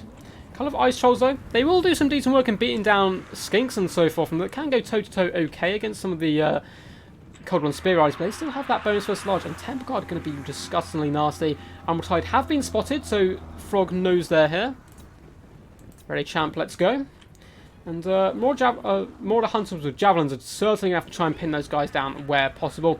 Looks like we're going to have an early bit of a standoff here as both players move up their forces. Looks like we have the Javelins coming forward and the Chameleon Skinks as well. Get some decent early damage in the Trolls. Umbral Tide do unleash some shots into the champions, and straight away Frog's like, nope, I'm out of here. Moves uphill and away from those guys as much as possible. But they are going to be moving forward to try and get some more volleys off. Now hitting those Norseman Ice Trolls doing huge damage. Well, not too much damage, but knocking a few down as well. Looks like we have a banishment coming in as well as the Skink cohorts do retreat. But it looks like for the most part the champions managed to get through there before that did drop and come down. And they are going to start deleting these Skinks. More champions going to have a much harder time up against the Star Chamber Guardians, but should do some okay damage. Javelins coming in and walloping those Cold One Spear Riders as the Trolls and champions just batter that Skink cohort front line, doing some really decent work overall. Over here, it looks like we do have the Hounds coming down, doing some very cool animations. There are these Gold Hounds coming down, and a nice Searing Doom as well, doing some decent damage, but mainly to kind of loot infantry and so forth. Frog needs to fall back now. He's facing a Feral Carnosaur, plus the Umbral Tide are launching shots in. And we did have a Flaming Sword of Ruin pop down there momentarily as well, I do believe. Javelins getting some decent throws in here, trying to take down the Umbral Tide and forcing them back here as a Plague of Rust goes in. And those guys are going to be taking huge damage from those Javelins. Frog managing to just about to go toe-to-toe here. The Feral Carnosaur does have Cascade and Fire Cloak popped on him now. And with that, Frog's going to get out of here as quickly as possible. Lovely Hound pressure coming in here in the back line. Norscan Warhound's going to get on top of the Umbral Tide and shut them down. Plague of Rust still active. The Overcast version making this last much, much longer here. And that is going to be the Umbral Tide done a little bit. Unfortunately, Chameleon Skink's going to try and make those Hounds pay for it, however. Carnosaur is rampaging into the front lines, trying to go toe-to-toe with Skinwolf, Werekin plus Frog. Not where he wants to be, but he is supported by Cold One Spear Riders plus some Temple Guard. Temple Guard may be able to carry the day indeed. I'm assuming this is a Flaming Sword of Ruin coming down here. Frog really needs to retreat and get up there as quickly as possible. Elsewhere in the battlefield though, Marauder Spearmen struggling up against Skink cohorts on this flank. Trolls, however, doing a decent job saturated on top of the Marauder champions, slowly breaking through these Star Chamber Guardians as a big Searing Doom comes in. Doing some really nice HP damage, going to help break those guys as quickly as possible. The Norscan's doing very good, but their leadership is nearly broken.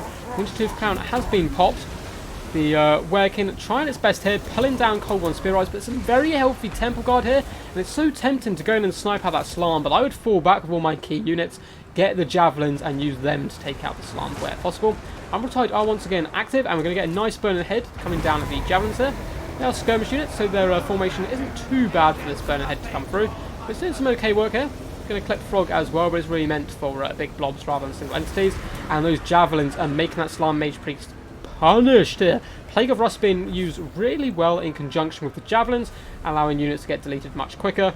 But we do have the Feral Carnosaur coming in here on Frog, who's going to take the fight. Normally Frog would be able to deal with this fairly effectively, but Temple Guard here is going to make it really tough then. A nice fat banishment coming down here, destroying some of these Marauder champions, but also deleting the Star Chamber Guardians, getting that poor guy getting thrown around quite badly there, and that is in fact going to break the Star Chambers. Now the Slann Mage Priest does go down to that consistent Javelin fight, and the Feral Carnosaur does retreat, and what a game by King of the Dead. I feel like the army selection by Darth Pendragon was on point.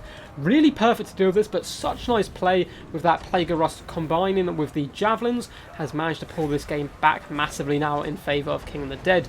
Temple Guard trying their best to pull him down, but they're simply going to fall back with their added speed and allow these Marauder Hunter with Javelins just to throw their spears in and really do damage and punishment. But they are going to catch Frog here.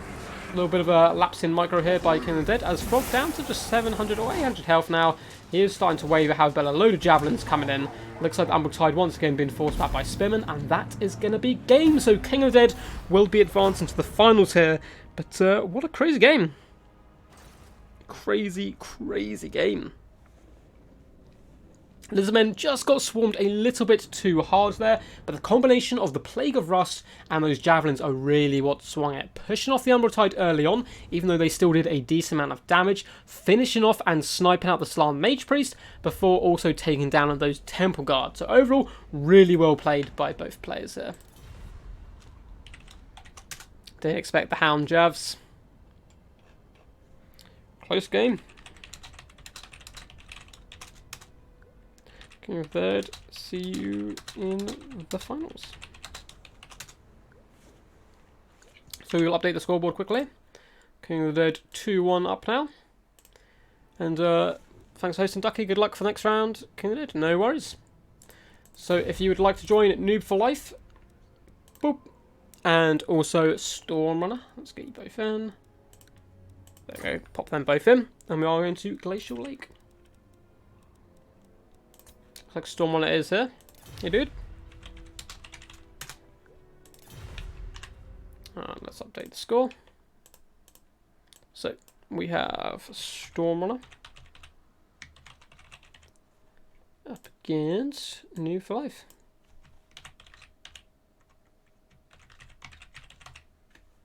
So, I reset their scores. Might be a bit unfair if they keep the scores of their predecessors. Check Discord, make sure we've got no questions.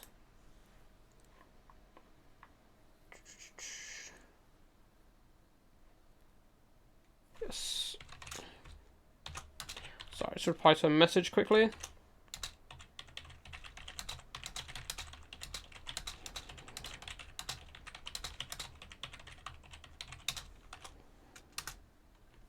Cool. Looks like there's a event going on that I may have been invited to.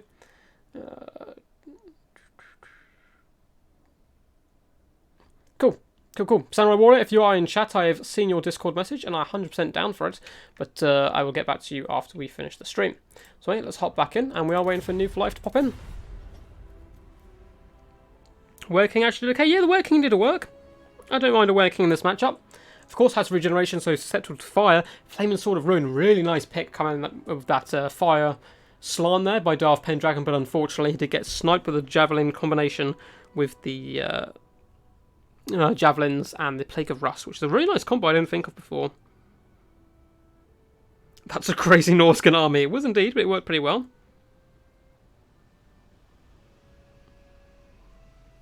Yeah, I agree. Saurus would have done much better holding the line there. Oh, Warden Moxie. Nice to see you, bro. If I've seen you around before, hope you're enjoying the stream. So I'm just kind of looking for it right at the moment. Palpatine, Working ain't bad. They're pretty much goreballs with regen.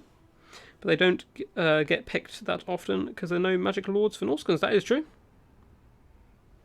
Hey, New for Life has arrived. Hey. And let me quickly pop into Discord. And remind myself of who is picking and banning first. Because it is all decided beforehand. Let's go into Strife in. So it's Noob for Life to pick and ban first.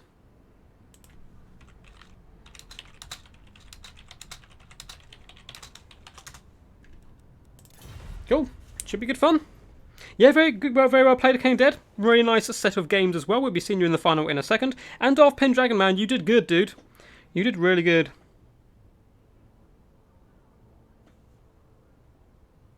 Yeah, I think Lizmen was a safe choice, knowing that they'd probably be against Norsca or Counts or someone. And you don't play Vampire Counts. I just assume you do, King Dead, because of your name. But yes, that is correct. You play the Pirates instead. And the Bone Boys, the Tomb Kings themselves. But they do very good. Looks like my chat may have bugged.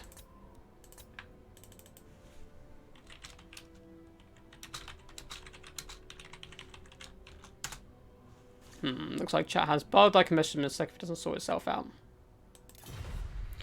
Quick sip of my drink. I can always rehost a lobby if needed. My bad, Alt-Tab Def, no worries, New for Life. Oh, looks like everyone got kicked. Okay. We're going to pop out. Host again.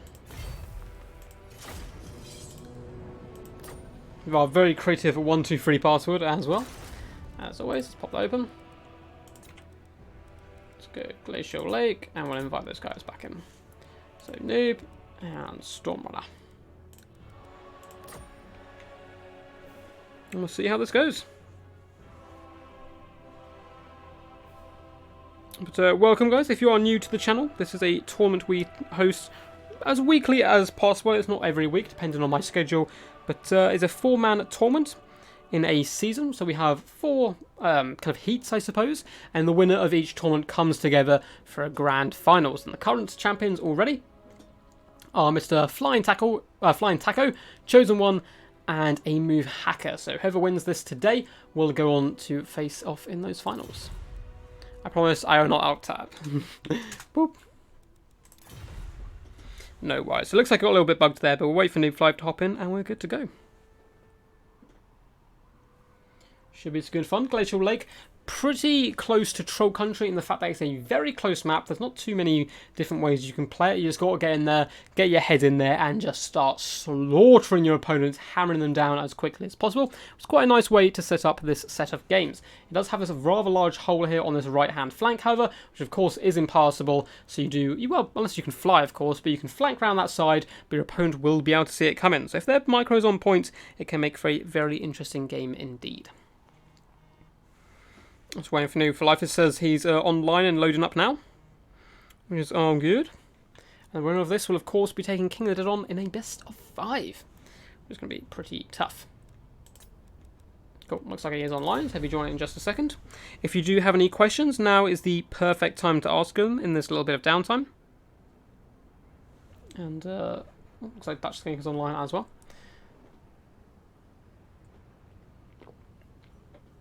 Well, I just sit here, sip some fine water, and chill out.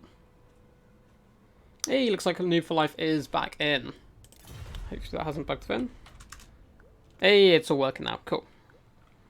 Noob to pick and ban.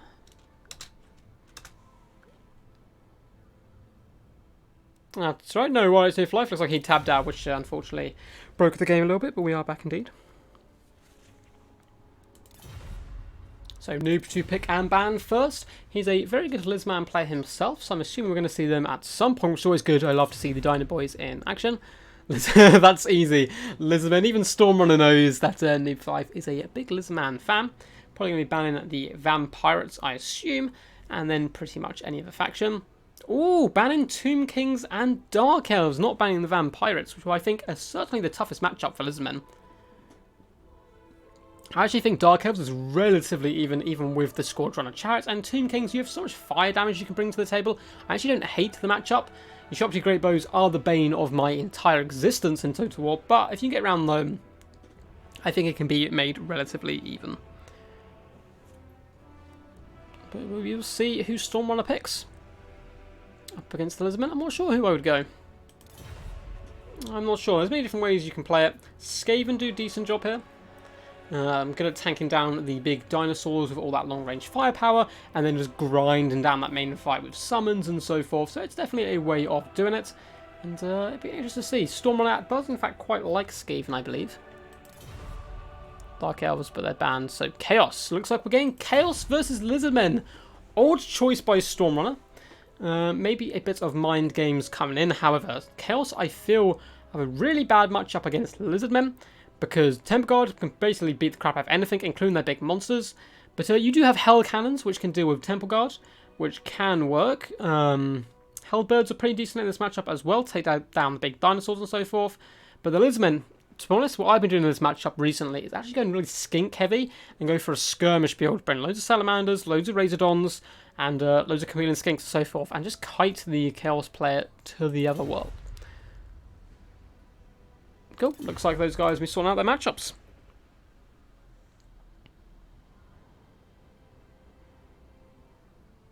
Let's see. Are there any factions that rub you the wrong way and you have no respect for Rubber Duck War? How dare you say Wood Elves King of the Dead? How dare you? How dare you? You know nothing of Orion and the Wild Hunt. My favourite ever game I've won was with Wood Elves. It was a like a kind of Rohirrim build with Wood Elves up against Zyphus's Rohan-esque High Elves. It was madness, so good. I also enjoy Dwarfs, but playing against them can be terrible. But yeah, the one that rubs me the wrong way is Vampire Counts. I don't like playing them against them or playing them. I think the slow grind is a little bit boring and it's just obnoxious, all the summons and so forth. I don't mind Vampires. I think there's a lot of fun ways you can play them, but the really defensive approach with all the guns can get a little bit boring to play against as well. But yeah, mainly just those two. But I don't mind Vampires. I just quite like playing Crab Rushes. I really like the way people like King Dead use bombers and stuff, so it can be good fun, but I think they've got the opportunity to be a obnoxious kind of faction. I don't know who to root for, I am conflicted.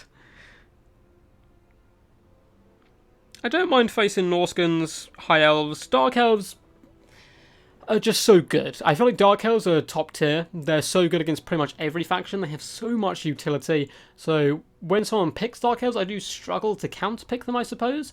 But I don't hate playing them. It is mainly just Vampire Counts I really don't like. And a little bit of Pirates as well. You hate Wood Elves? Nah, I love Wood Elves. They're so fun. I don't really play the skirmish game with them. I understand people's hatred for Wood Elves, certainly. The kite game is horrible to play, and but I love Wood Elf rush builds with Dryads, Wild Riders, all that good fun stuff. I think can work quite nicely, but I certainly understand people's dislike for them. I can certainly see it, and I know you do love the Vampire Counts. They're pretty good. Beastmen and Dark Elves for me. No interest in them, and I don't like them. Oh, it's interesting to see why you don't like the Beastmen. Beastmen, I feel, are one of the weaker factions, so if anyone ever picks them, I'm not too fussed, but obviously there are definitely certainly some very good Beastmen players out there, such as Wicked D and so forth. And Flying Taco, I believe, has been using them recently as well to great effect. Looks like Stormrunner is ready, just waiting on Mr. Noob for Life, who is representing the Extreme Meme team here.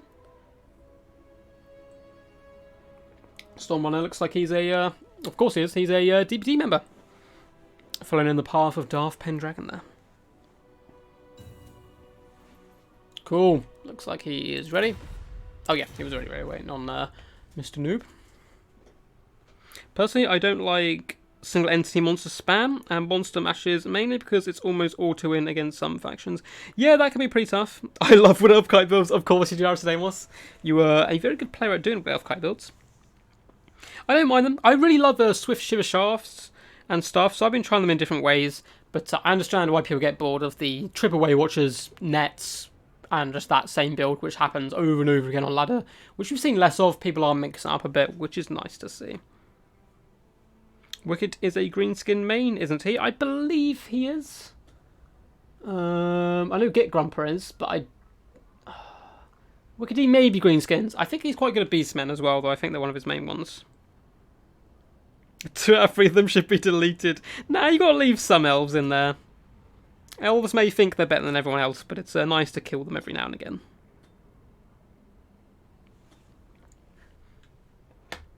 So, Noob for Life has been a long-time follower of the channel and has been in multiple tournaments, was in Season 2's final as well, so he's once again going to be trying to get into this season's final. Should be pretty good. He did a very good showing in the final, but did unfortunately get dragged down, I believe, in a 2-1 matchup against Flying Taco, but it may have been Chosen One. I think both games went 2-1. Let's see some double giants. Ban Shetland Apache. Unfortunately, I do not have the power to ban such a mighty foe. Yes, Slade X. Delete High Elves. Sorry, Aristodemus, I would try and do your bidding, but Shetland is a mighty being, a deity amongst the Total War community, and he is far too strong for me to overwhelm. Elves are better than everyone else. That is certainly what an elf would say. Anyway, without further ado, let's get into this Chaos build. I am already liking the sights of that Lizman build in the distance, however. But for Stormrunner and his Chaos Forces, he has gone for a traditional monster mash here.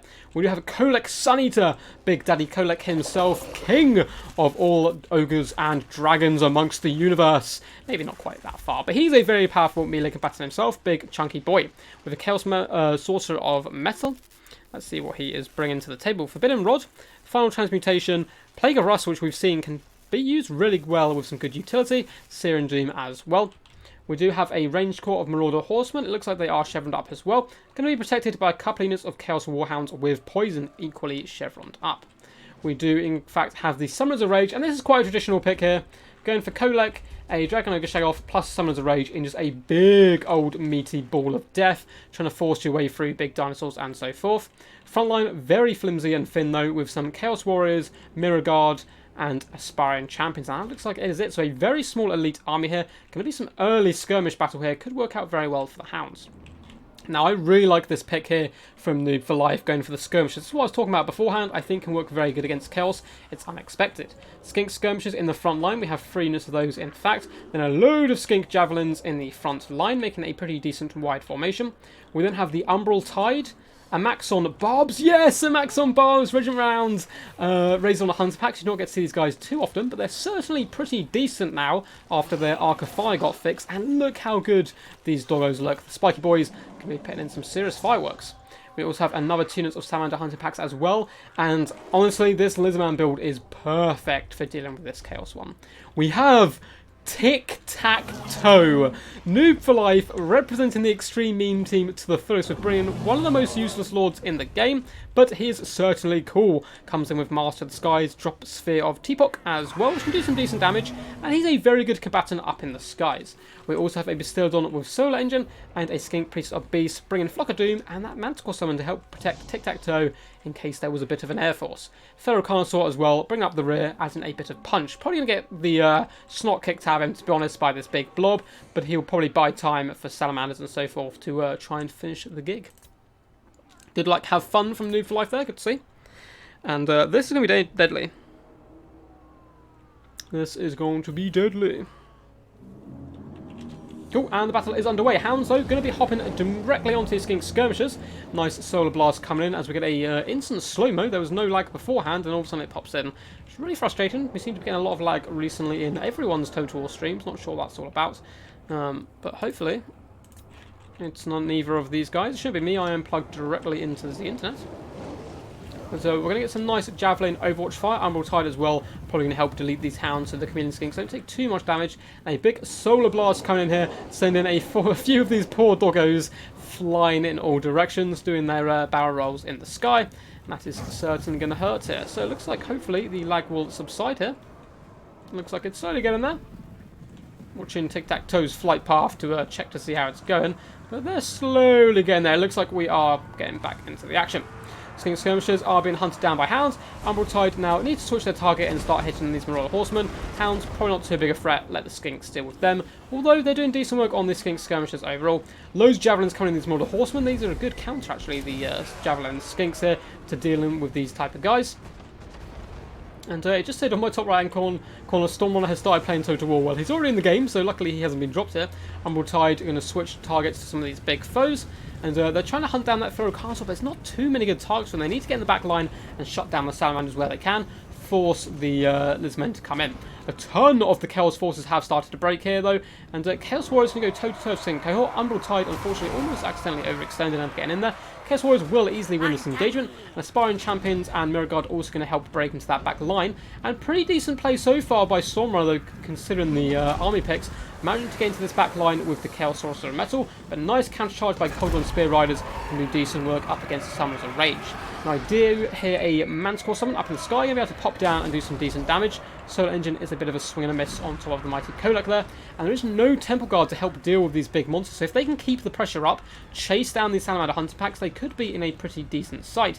But unfortunately for them, this summoned Feral Manticore going to be hunting down Kolek, forcing him to turn around and engage, and then all the Salamanders can get in there shooting.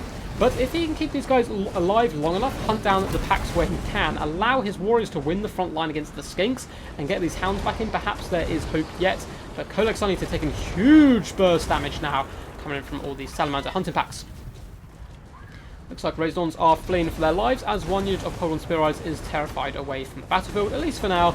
Umbral Tide doing some pretty decent work here on the Summoners of Rage, down to just 3,000 health, as Manticore once again lands in the mists of carnage.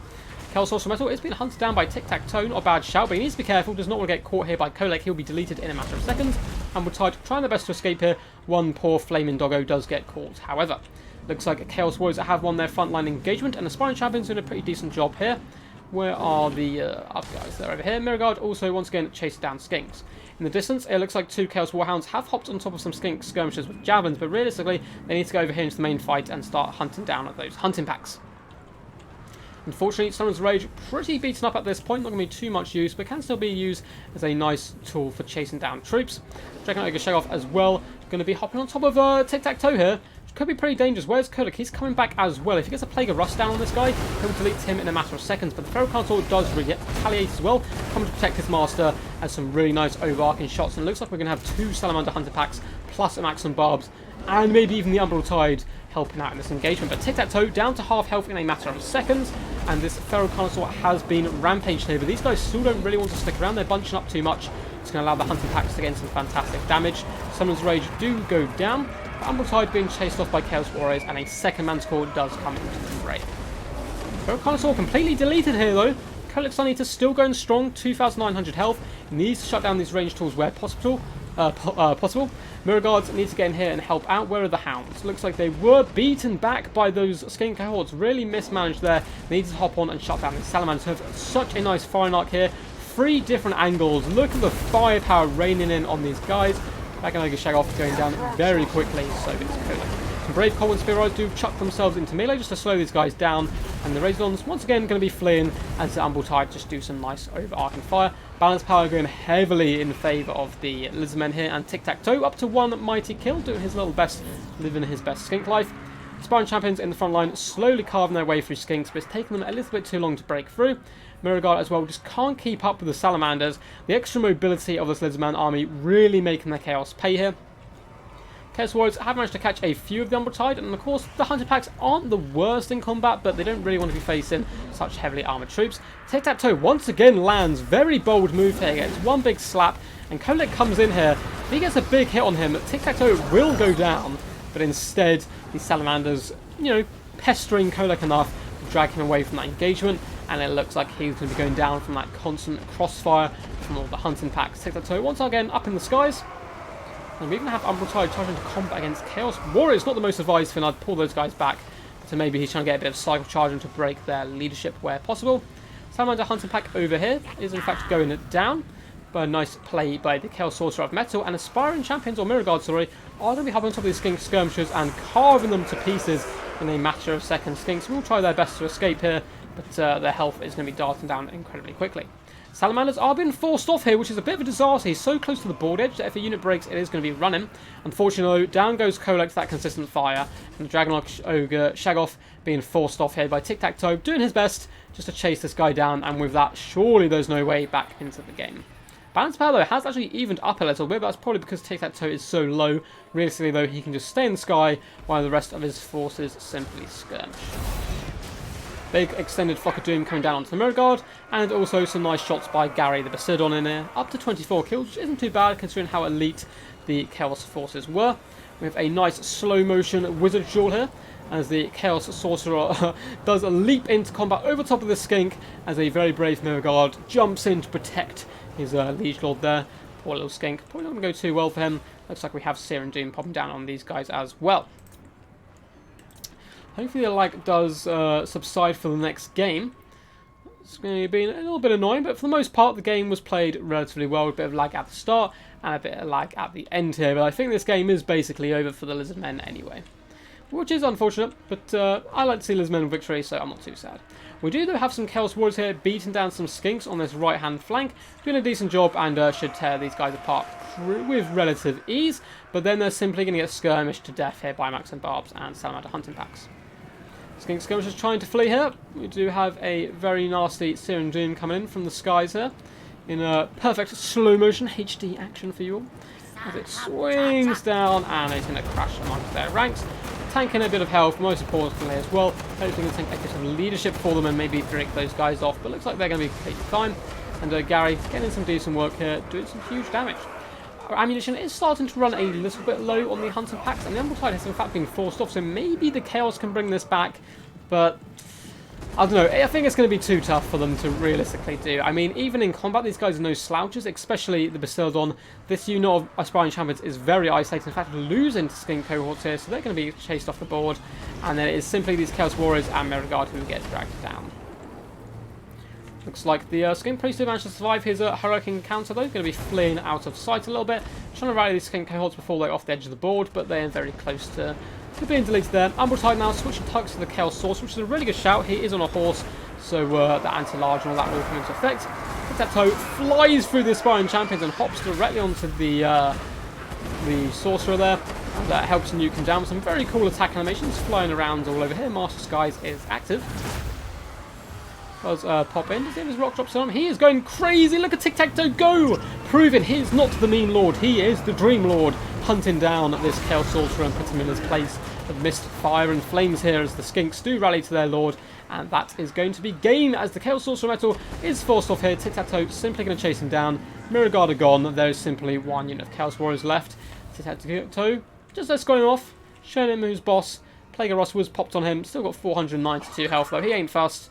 And he's going to be floating back over to the main battle line. As the Umbral Tide here do Kobe some long range shots up and over the top. And that is going to be game 1 to Noob for life. Gary still has terror. Gary is the terror, Papa Palpatine. He is the god. But he did very good overall. Stormrunner going with the traditional build, which can work up against Lizardmen. And considering the builds, he did really well to try and punish those hunting packs. But the skirmish play, a little bit too much for him there. The Skinks pretty much just got run over, but they're pretty decent in case your opponent has brought Marauders and so forth. And the Umbral Tide, Max and Barbs and hunting packs, real heroes here, absolute champions, kiting and dragging down those big units. But the man of the match has to be Tic-Tac-Toe, simply for the fact he didn't die, which is pretty impressive for him in a battle. GG. And next we are going to be moving to River and Maxon. My favourite multiplayer map because it is a Lizardman theme map which is actually competitive, which is amazing. I wonder if Chaos Knights are an answer to this kind of build. Poison Ducky, I think that is a very good shout there. And can do some very decent work here. But again, if your opponent then goes for the traditional Temple Guard build with the big dinosaurs and so forth, you're going to be in real big trouble with those knights. So there's a little bit of mind games, a little bit of rock, paper, scissors, which can come into play, unfortunately. Those Skinks, guys, be careful with your Vanguards. It hurts my soul when people Vanguard a unit just because it has Vanguard and it gets destroyed in the first 10 seconds. No, it is glorious!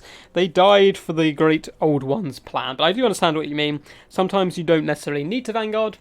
Personally, I love a good Wood Elf, Wild Rider, Dryad, full Vanguard build with Orion blowing that horn.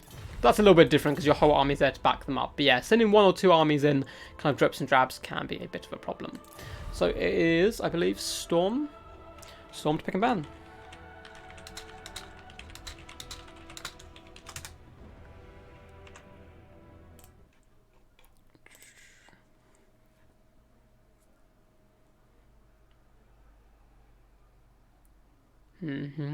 Someone's checking some messages.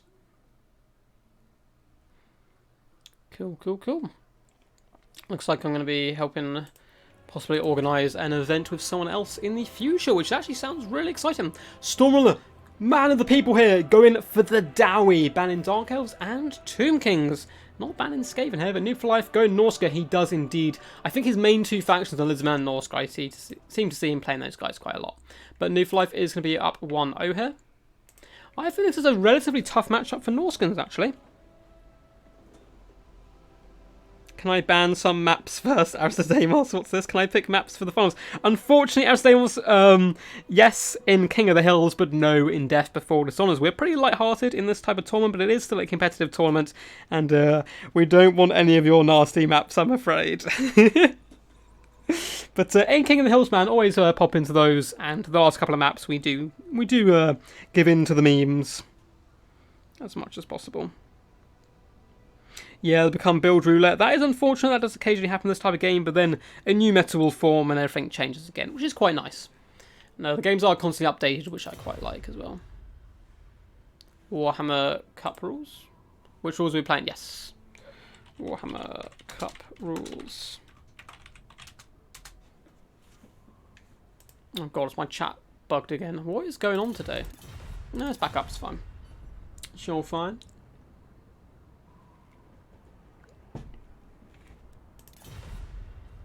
Sweet. Well, these guys sort out their armies. Dowie can hide in the trees on this matchup, which could be relatively effective. Go with a little Dowie Doom box. I think they've certainly got the tools to do with Norscans. Miners here, fantastic. They wreck all Norscan infantry of those blasting charges. Got to be a bit careful that your opponent doesn't send in single entities and so forth to soak those damage up in the first place. They have ample amounts of tools to deal with big mammoths and so forth, and chariot play can be a bit of a problem, but if you fight in the trees here on River Amaxon, they're not so much of a biggie. I feel like people have slowly got a little bit more used to dealing with chariot play overall.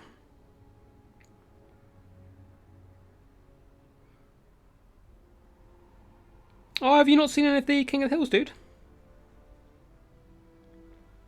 No, the king does not choose his hills, so I choose the hill randomly, and then we normally let someone like Raptor, who has a taste for the horrific maps in the world, or Aristodemus, and those guys pick the maps for the last few rounds to make it a little bit more exciting. But no, there are no kings here who are above the ducks. They've wronged us. None of my maps are nasty. No, they're just, what's a nice way of putting it? Interesting. The maps are interesting. I feel like that's the best way of putting it. Hope you guys are enjoying the stream so far, by the way. If you are, feel free to smash that thumbs up button. It makes my soul a little bit less dead, which is always good to see. And if you like this type of content, feel free to hit that subscribe button if you're not already subscribed. We're growing at a pretty decent rate at the moment. I think we're up over 300 subs, which is a huge thank you to all you guys who have subbed and support the channel. It makes a big difference. Soon we will be up there with the greats. The great duck empire shall rise, and then we're going to do Order 69 and take over YouTube with our big duck clan. That's the plan. Looks like Stormrunner is ready. Final noob. I feel like he's going to bring a wild build here just to try and throw off the Dowie. We've already seen him bring some memes in the tic-tac-toe, so it'll be interesting to see what he does here with the Norscans. I cannot see him being Frog here. Get destroyed by Slayers, cannons, Thunderers, basically everything the Dowie have are pretty good against Frog. I mean, if he gets in there against the armoured troops, yeah, he can cause, you know, a ruckus, but he's so easy to snipe out. I think Wolfric's realistically the only way to go. Probably on foot as well. Mammoth's just such a big target, which can cause lots of problems when you're facing such people. 338, indeed, we are growing. 400 hype. We'll probably do another special at 500 subs, I assume. Some kind of special stream. Not sure quite what we're doing yet. I'm surprised he didn't use tic-tac-toe to kill those Chaos infantry instead of having hover over the Lords. That could have been a good idea, using his mobility to hide from the Shagoffs whilst deleting the rest. I know a horde of YouTube bots that would love to ruin your takeover plans. That is true. That is true indeed. The YouTube bot threat is real. Luckily, I'm incognito at the moment. They haven't managed to find me, which is a blessing and a curse. Technically, they cancel views, I suppose. So, but yeah, I know a lot of people have problems with those guys. The bots are evolving as well. People have designed them so they try and match the chat with what's being said. So they'd actually, the bots may say something about Total War Warhammer, but it's really jumbled and doesn't make any sense. It's really funny. Looks like new flight is right now, so just wait on someone once again to ready up. Maybe making some last minute adjustments. I'll just ready up anyway for when those guys do go. And we will get this started. Sorry if you keep hearing a buzzing noise through the mic. My phone is plugged into its charge right now, and that charge cable disconnects and reconnects at a whim, just because it likes to troll me, unfortunately. But still. So, will Noob for Life manage to take this series 2-0 and meet King of the Dead in the final, or will Stormrunner manage to drag it back once again to try and make the series go the distance here? It's going to be interesting. I don't know, I feel like the Dowie are pretty favoured in this. You just sentenced yourself to death by bots. The bots are coming, but the ducks will fight back. The ducks are mighty indeed. One of these bots said, "Oh no, the fots are coming," yesterday. Oh, I love it. I love it. That's so funny. I love watching these guys who know what they're doing, and I can only barely survive an easy campaign. No worry, Cosmic Master. If you ever want to get involved, by the way, I do have a Discord in the link down below. There's plenty of players who will, of all skill levels in my Discord, happily battle you, train you up, and get you ready for some of the King of the Hills and tournaments. We'd love to have you involved. So anyway, let's go through Stormrunner's build first. In the front line, we do have a couple of units of miners here. Now, a load of people love using them in the front line. These guys right here are a brilliant second line tool. You hide them behind your Longbeards and your Dwarf Warriors. It guarantees, oh, we've got extra miners here as well, nice to see. It guarantees that they get off all their blasts and charges, and then you can use them defensively to protect your back line. But most people tend to use them in the front line like this. We then have a ton of Dwarf Warriors as well in a secondary line, and then Iron Drakes, Trollhammer Torpedoes, and more Iron Drakes with a Master Engineer. What a hero! We have a fire build coming in here from the mighty Stormrunner himself. So do we have a cannon of any description as well to go with that engineer? I suspect so. We have a Rune Lord coming with Rune of Negation and Rune of Wrath and Ruin. We have a Flame Cannon! A chevroned up Flame Cannon! This is going to be epic to see. I'm not sure if he's going to be able to defend this back line against the swarm of Norscans, but hopefully it can do some decent work. We also have a Sky Hammer Gyro Bomber up in the sky as well. Regiment-renowned bomber there can be able to do some decent work. So can he protect this back line? These warriors need to be situated probably one unit here, one unit here as well, I think, otherwise they're going to get flanked a little bit too quickly. But it'll be interesting to see how it manages. Now, for the Norscan forces of Noob for Life, we do in fact have some mammoths, but for the front line, we have basic, cheap and cheerful marauders, some of them with chevrons as well, just trying to swarm the enemy, but going pretty light on infantry once again. We have Marauder Berserkers in the back line, just to help tear through a little bit quicker. We have a Feral Manticore up in the sky. Down low, we have a Shaman Sorcerer of Metal here on a chariot, coming in with Glittering Robe and Plague of Rust. Warfare the Wanderer also on his chariot as well, coming in with his usual buffs, but no boat, unfortunately. Great armor piercing value on these chariots, though, should do some really decent work.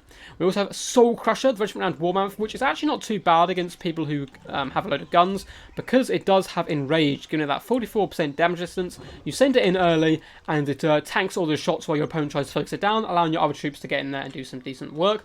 We also have a Shaman Sorcerer of Death, so coming in with two sorcerers. Does this do... What is this? Is this Doom and Darkness?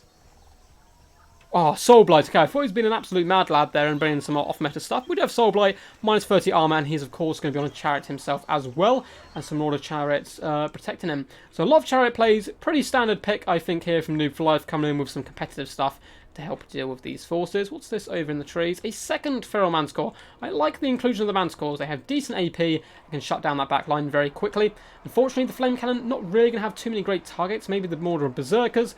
But these Iron Drakes and Trollhammer Torpedoes really going to have to carry their weight up against the big mammoths and so forth. Oh, we do have a unit of Slayers as well, thank God. Dragonback Slayers, nice. And the Dwarf Warriors, I prefer this formation than he had originally. These guys are kind of situated, a bit more defensive. I'd probably just have like a unit here, here, and maybe there, and a few along the front. But anyway, Rune Lord is staring off into the sunset, looking at his doom. And the Sky Hammer is floating around to the flank, going to be picking off some units where they can. It looks like they are going for the trees, taking some cover here. The Norseman's not a bad choice at all. As the Flame Cannon launches its first shots directly at Wolfric, doing some pretty good damage there, actually, as those flaming shots come in. It's more designed to kill infantry, but again, big ball of fire will hurt anyone. Huge damage coming down on those Marauders, but once again, they're not really the priority targets here. Ooh, a bit of a swing and a miss with that one, but doing a little bit of HP damage, I think. And boom, that poor guy. Look at the explosion of damage coming in here. These Marauders really being taken to town. Probably want to switch on to the Berserkers relatively soon, though. And those chariots have hit the front line here. Poor miners are simply going to get run over. Hopefully, they are not on fire at will. You don't want to be throwing blast charges into chariots and so forth. You really want to be throwing them in at Marauders. And these Slayers and Trollhammer Torpedoes here are going to have to carry this game really hard here to take down all these large entities and the chariots. Frontline shouldn't really be too much of an issue. Marauders getting absolutely deleted here by the Flame Cannon. Already up to 25 kills here, breaking off one unit of Marauders already. The rest of the threats are coming from the trees. Stormrunner really needs to react to remove his forces around to this flank, as most of his forces still facing the front line where there's basically no enemies coming from now.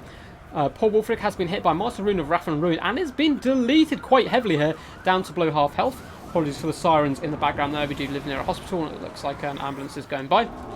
The Soul Crusher taking a little bit of damage here. Blaster charges are unfortunately being thrown at it, which is not a good choice. They need to be hunted down as Marauders instead, who are now going to be able to swarm and do some decent damage. Up in the sky, Marauder, Feral Manticore, sorry, is going to be able to hunt down the Skyhammer pretty effectively here. I mean, it's not going to be that fast enough to be able to loop around and get back into the action, so that may be a very, very decent victory straight away from the Norskins, at least in that aspect here. Flame Cannon firing shots into the Soul Crusher where it can, as Slayers do rush to its aid. They do a pretty decent job. They managed to fend off that first Feral Manticore. But it looks like Enrage has come down as those flamethrowers. Imagine how scared you'd be for one of those dwarfs lifting your flamethrower up and it doesn't even tickle the Soul Crusher as it flings away your fellow dwarfs down here. But still, Engineer getting in there as well with a mighty hammer, trying to do some work, but a Feral Manticore comes swooping in, and the back line has fully been swarmed now by the dwarfs. Can they stabilise and get this back into action? Plague of Rust has been popped down these dwarf warriors, going to allow the berserkers to chew through them with crazy high efficiency here. The rest of the battle line, though, dwarf warriors should be able to hold relatively effectively. Slayers are still doing a very decent job on the Soul Crusher. He does have Blissing Road popped to him, trying to keep him in action. And Iron Drakes will be back on action, so will the Flame Cannons. They need to get shooting again and protect these Trollhammer torpedoes at all costs, but it looks like they have been unfortunately caught by Marauder Berserkers plus the Feral Manticore. They need to get back behind friendly lines as they are the #1 tool to dealing with these mammoths and chariots. Looks like Dragonback Slayers chasing away Wolfric as fast as possible. They need to get back into the action, stay nice and tight here. Mortar Chariot slowly being dragged down by Dwarf Warriors, but still getting in there, doing some decent work out as well. Flame Cannon unfortunately got Soul Blight on him now, but up to 48 kills is no joke, as more flames do come in trying to target down the big beasties. But these guys much more anti-infantry. I would have preferred to see some, probably at least 2 units of the Trollhammer torpedoes. But still, I quite like the idea of the flame-themed army here. It looks like we do have a flame ring coming down as well, with some okay damage up against those Berserkers. Soul Crusher is just unfortunately stomping over these Iron Drakes, as the Rune Lord does run back here. If he can drop a Master Rune of Rapid Doing, which he has, with Dragonback Slayers, this could be a perfect way back into the game. These Slayers need to get up and wrap around Wolfric here, pin him in place as much as possible and drag him down. Scroll of Shielding, keeping him in action. Oh no, a little bit of lag, come on, sort yourself out, looks like it has. And the Dwarfs giving up the chase of Wolfric. They really needed to pin him in place there and catch him, as I think without bringing down Wolfric now, it's going to be really tough. The Soul Crusher and Manticore still pretty damn healthy. I mean, Soul Crusher pretty beats up, but he's a tanky thick boy. He's got over 4,000 health still, and he's now going to be munching on some of these Iron Drakes. Dragonback Slayers, though, do retaliate, come charging in here, but this is a perfect pick for the Marauder Berserkers. Huge damage here is coming in here. We'll chop apart these Dragonback Slayers, and even if Dragonback Slayers do damage back, it's not a good trade they needed in this main fight up against the Mammoths and so forth. Chariots just doing the Lord's work here, pulling apart the Flame Cannon and the Iron Drakes, doing really decent work overall. And Wolfric just needs to chill out now on the side of the battlefield, doesn't need to get involved, it's not worth the risk. That's what both players are just saying. Really, that always pops up a little bit late for some reason on my screen. And the Mammoth, ooh, big old slap down there onto the Runesmith before flinging into the ground as Marauders swarm in. And it looks like he's going to be running for the field. And I cannot see any way back in for the Dowie here. Unfortunately, most of their forces are starting to break now, wherever I see them. Dragonback Slayers also down to just one model. And that is going to be game. GG's overall. Those are Flamethrower Iron Drakes, 2 of them, and Trollhammers. It is beautiful. I actually really like Trollhammers. I think they can be quite competitive. But the Flamethrower version, it was definitely a bit of a meme pick here by Stormrun. I come with the Flamethrowers plus a Flame Cannon. Did decent work and a really fun build regardless. I think what he needs here is the Warriors Dragonfire Pass, plus a Thane with the ring, which makes all enemies around him take extra fire damage to get that full effect from all those flamethrowers, but really well played overall. GG. So we will now get King of the Dead back in. If you are listening, my friend, please do hop in. If not, I'll message him on Discord in just a second. We are going to be switching the map now as well. There we go, and I'll update the score. So it was 2-0 for Noob for Life there, but King of the Dead is certainly going to have something to say about this. King of the Dead. Oh, maybe 5% same, but we'll take away his 2 lead advantage there. Cool, cool. So we are playing on... Okay, I've been told off for saying this map's name wrong, but apparently it's Langwheel, I believe. I say El Angwheel, but that's because I'm English and I can't pronounce anything. So, you know, it is what it is. Dang flames were on the elephant and trollhammers were being beaten by berserkers. Yeah, it was unfortunate. They needed to switch around and do some really decent damage. But it was still nice to see overall. Yeah, it needs to literally switch those around. Get the flames on the berserkers, trollhammer torpedoes on the big nasty mammoths. But still, it's much easier said than done. Watching from up here, it's easy to kind of spot mistakes and so forth. Hey, King Dead has added me to his friend list. I am honoured. So let's accept that. And he is here. Welcome. Coin flip to see who picks first. So you might be able to hear my housemates in the background there. Looks like they're having a bit of a giggle at something. So unfortunately, I'm not going to get the camera sorted for this coin flip today. But in the future, we are going to try and get a camera to watch the coin flip. I have my lucky 5p. And heads, it will be King of the Dead, tails, noob for life. It is heads, so king to pick and ban first. Pick and ban first. Which is nice to see. Not everyone is a top level dwarf player. Langwee! That's what I'm going to stick to from now. I thought you pronounced it Langwee. Certainly, indeed, as the Deimos. But yeah, no, really nice shown overall by Darth Pendragon, going toe for toe, but a bit unfortunate at the end there. But I do love the Fire Dowie build, it's very cool. But yeah, Darth Pendragon, now your bank. I really recommend you look into the Thane. He has an item which gives magic, not magic, fire, like, damage increase. Not sure the best way of pronouncing that, but makes everyone around him get less resistance to fire, basically. So they take more damage. Chuck him in the front line with Warrior's Dragonfire Pass. Does really good work, and then allows those flamethrowers and flame can to do even more damage, which is lovely to see. Anyway, looks like King of the Dead is picking Tomb Kings here and banning Empire and Vampire Coast. So we have Chaos versus Tomb Kings. Quite like that counter pick there by Noob for Life. Archaon will demolish constructs so quickly. If the Slayer of Kings, he deletes them. He can bring Burn and Head to win that frontline engagement. You can go either loads of Halberds in this situation, where you're going to guarantee to win the front line and do good against constructs, or Mass Marauders and come with a few extra heavy hitters, as in, well. So it should be good fun. This, of course, is the final, and it is best of 5.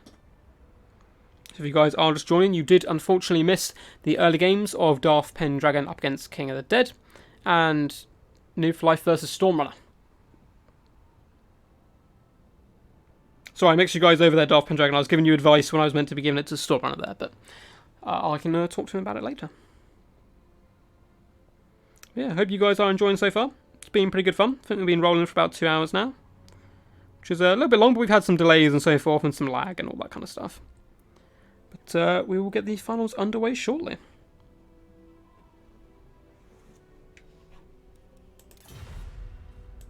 We'll see what these guys go for. I don't really know what to expect from this matchup. You Sharply Greybows can do some really decent long-range damage up against the Chaos Warriors and so forth. Bone Giant could be a nice pick, but once again, as I said before, Archaon will destroy constructs if he gets hold of them, and he's very fast on top of his horse. I mean, Codec can also be used here, but I think it's too risky up against all these Shopties and so forth. He can get pinned down quite easily. I quite liked Kolek when I first started playing the game, but as I got into it more, he's still pretty good in certain matchups and a bit of a monster, and he's very cool and thematic. He looks so badass, but I think he's got quite a few weaknesses that people can exploit, especially good players can kind of drag him down, and of course both these guys are particularly good players. Cool, I'm going to quickly double check Discord, make sure we have no questions.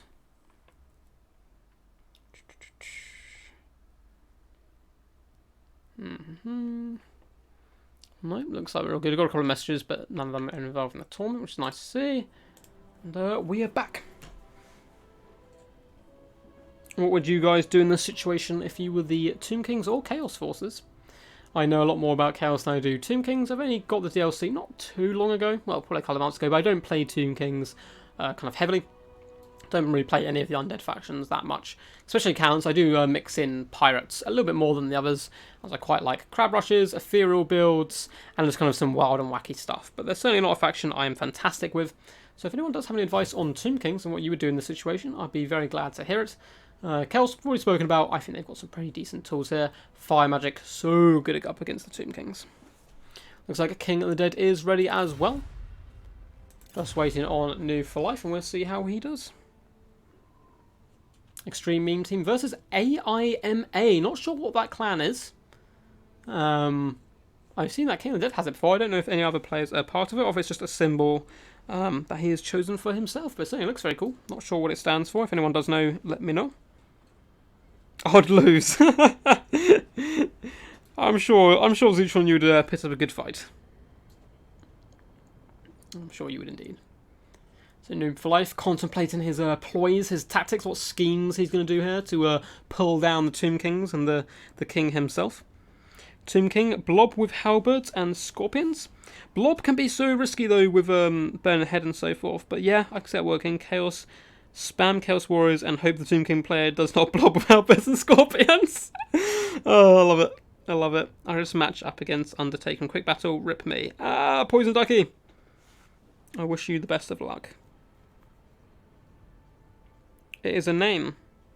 Oh, okay, it's a name. By the way, for those who don't know, I'm sure most of you do, who are watching the stream and have watched, oh, it's Greek for Blood, that is badass. Oh, I'm sorry, these guys ready. For those guys who don't know, but I'm sure most of you do have watched my channel before, Poison Ducky here is a big supporter of the channel and is in fact a YouTuber himself who does a ton of Total War content. He also plays some other games as well, but mainly focused around Total War, much like my channel. I highly recommend going over there and dropping him a subscribe once this stream is finished. Some super fun content, and you may see me occasionally on his channel as well, doing some battles against him, hopefully relatively soon. In modern Greek, you pronounce it Emma. And it means blood. Imagine your name meaning blood. I'm just called, like, I mean, I don't know what a rubber duck means in Greek, but I'm assuming God of War. Well, actually, no, I'm more of a god killer. I'd say Kratos. Let's go for the Kratos look. Anyway, let's have a little look at King of the Dead's forces here. For his main battle line, we do have a mixture of skeleton spearmen in the front line, mixed in with some tomb guards. So it's gone a little bit elite as well. These guys are about to tear apart marauders. Still will struggle up against more heavily armoured troops, but still nice mixed front line. King of the Catcher's Scorpion Legion coming in here as well. Now these guys, super nice. The Necropolis Knights, a really underused unit in my opinion. I've started seeing them a lot more recently, but they do really decent armor piercing damage. They have that nice bonus as well down here. For the armor piercing, oh, I thought these guys had bonus for large. Maybe that's the halberd version and these guys don't have it, but still nice sneaky snakes in general. Looks like we have two of those guys overall. We have Casket of Souls in the back here, and we drop in some fat beats and shooting in that long range firepower. Really awesome model in general. I love the flies, or beetles, sorry, that do buzz around. And once again, we have a Tomb Prince escorting Ark in the black, who has Spirit Leech, Fairbuena, and all his buffs and spells, which is just such a deadly combo. It really helps protect him and keep him alive, as he can be a little bit squishy in general. So quite close formation there. Going to be interesting to see how it works. We also have 3 units of carrion up in the sky. Now, if we have a quick look at New for Life's build, in the front line we have Chaos Warriors with great weapons, darting all the way along. Quite an interesting choice here. We have some halberds as well in the mix. For his Lord, of course, we have Archaon on foot, though. Of course, going to be bringing Burning Head. Cascading Fire Cloak, no Flame of Sword of Ruin, interesting. Fireball, stand your ground. He doesn't have Slayer of Kings. Oh no, Slayer of Kings is so good. You pop on him and he deletes a Tomb Scorpion in a matter of hits. It's so glorious. Rest of the line though, yeah, halberds mixed in with great weapons. We have some Mordor horsemen as well with throwing axes. Looks like we have a couple of these guys. 1, 2, 3. And up in the sky we have a Chaos Feral Manticore. Looks like 2 of those, or one of them in fact is an Exalted Hero on top of a Manticore here. Looking pretty badass and armoured. I prefer the Dark Elf Manticore, the armoured one. It looks so good. But yeah, pretty straightforward armies here. Going to be a bit of a smash in the middle. And it's going to be, can the Chaos overwhelm the Tomb Kings here? And I think they've got a pretty decent shout at doing it. They're certainly going to win the front line. But this Hero Core and the Casket could cause some problems, as well as these Knights as well. So it looks like the battle has begun. We've just got good luck, have funs in the chat as the Carrion do start to swarm forward here. And I can see the first few shots arcing through the sky there and instantly going down on the Chaos Warriors. But it is a swing and a miss. A tiny amount of HP splash damage does manage to get in here. Throwing Axe is going to be chasing away the Carrion, but it is a little bit of a waste of arrows. And the Carrion going to take this fight, driving these guys back and keeping them away from the main line. Trying to allow that Casket to get as much damage as possible. Keep the Chaos at bay for as long as you can. More shots coming in, doing some okay damage here to Chaos Warriors with great weapons. A lot of those guys getting back into their feet again, nothing too crazy. And it's going to be interesting when these Chaos do hit. It's going to be pretty tough to hold, I think. I mean, the Tomb Guard will do okay, I suppose. They can do some pretty decent work. It's going to be interesting to see how the Snakes do in this matchup. Myself over here. Oh no, it's just the ammunition. More shots coming in, trying to bombard down the Chosen. So we do actually have some Chosen in the centre pocket here, who are going to be a focus of all the shooting, no doubt. These guys will tear apart most of this army if it gets a chance.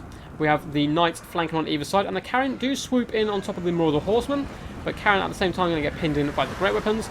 Snakes charging in against more Chaos Warriors with Great Weapons as well. Not an engagement they want to stick in, but a nice little charge, and before, turn around and flee and back into the Shadow Realm again. Took a bit of damage, but it is holding back the Chaos forces and also making them attack kind of disjointed. They're not all attacking in one. They're not going to be able to swarm as effectively as they want. Their attacks are going to come in drips and drabs now, which is certainly not what you want, especially when you're trying to bust that back line as quickly as possible to shut down a unit such as the Casket of Souls, which unfortunately is obstructed right now. Looks like some of those sneaky snakes did get in the way. Manticores floating over this hand side, just driving back those snakes, keeping a watchful eye on them. It looks like we do have sorely a Fated Buna coming down on the Chosen one. There we go. Chosen going to take a ton amount of damage here, which is unfortunate for them, but at least a lot of the shooting and magic has gone into those guys. Carrion now going to swoop back on top of these thrown axes. He needs to keep these Manticores close to protect those guys, as they're taking huge damage from the Casket of Souls. And Carrion just going to swoop in here. Need for Life needs to get these guys out of here and retaliate with some of these Manticores. But it looks like he's just going to give up on them at the moment and push his way into the front line. Chosen, even beaten up as much as they are with a Fair Buna, are going to tear apart these Tomb Guard, especially when escorting Archaon on the Black. More nice shots coming in though on these Chaos Warriors with great weapons, trying to push through the back line, but nice play here by King of the Dead, getting his Spearman and Tomb Guard in the way as snakes come flying through that front line, flinging Chaos Warriors all over the place, and those snakes are going to be really key here. Nice summon in the back line of Skeleton Warriors to try and pin in the Exalted Hero and the Manticore, who did pop down, trying to get a bit of an assassination attempt on the Casket of Souls, but all of a sudden we have Tomb Prince, Ark on the Black and Snakes all trying to hop on top of this Exalted one. It looks like they have managed to catch that Chaos Feral Manticore, which is a bit of a disaster for Need for Life. You can see how quickly King of the Dead reacted there to get these troops back. But Feral Manticore may be able to escape now. It looks like it has a bit of an escape path, but no, he does in fact rampage, and that is going to be one very dead Manticore. In the back lines, it looks like Carrion are slowly being forced off by more of the Horse Monsters in combat, but these guys need to get into the action. They're sitting far too far back. Need to go up here and throw the axes in on these sneaky snakes, because without them, these snakes are slowly destroying this front line. Archaon does think he can run over here to the blob fight. Exalted Champion probably should get over here to assist as well, as Archaon getting thrown to the ground where possible. And he will do some decent damage though if he can get up and actually fight these guys. Now where is that Exalted Champion? Here he is. He's in the back line, and he has managed to pick on the poor Casket of Souls here, tearing it apart, almost breaking it, but the Knights plus the Tomb Prince once again managed to react, forcing the Exalted Hero to run for his life here. If he gets pins in, he will almost certainly be dead. Some of the Knights are slowly being dragged down by Archaon, and the front line is going very well for Chaos, slowly grinding their way through these Tomb Guard and Spearmen. The back line, unfortunately, Carrion have been allowed to just destroy these Marauder Horsemen. Fantastic value from those guys, and a big misplay, I think, by Need for Light. But again, it is very hard. It's very easy for me to say, oh look, over here in the distance there's this misplay. He's trying to micro in so many different levels, it becomes much harder. Now it looks like a Ushopti summon has come down as a Burning Head floods in. Looks like the Kinnikish Scorpion trying to get out of the way, but they take a bit of damage. And these heroes, of course, it won't do too much work for them. Knights are being dragged down by Archaon, and he is going to be one tough cookie to crack here. He will not be dealt with well by the Tomb Prince. The Tomb Prince does not have the advantage here of Archaon being on a horse and him getting that anti-large bonus. So Archaon is going to be a bit of a beast. Once again, have Fair Buna coming on the Chosen here, so much magic has been popped into those guys trying to drag them down.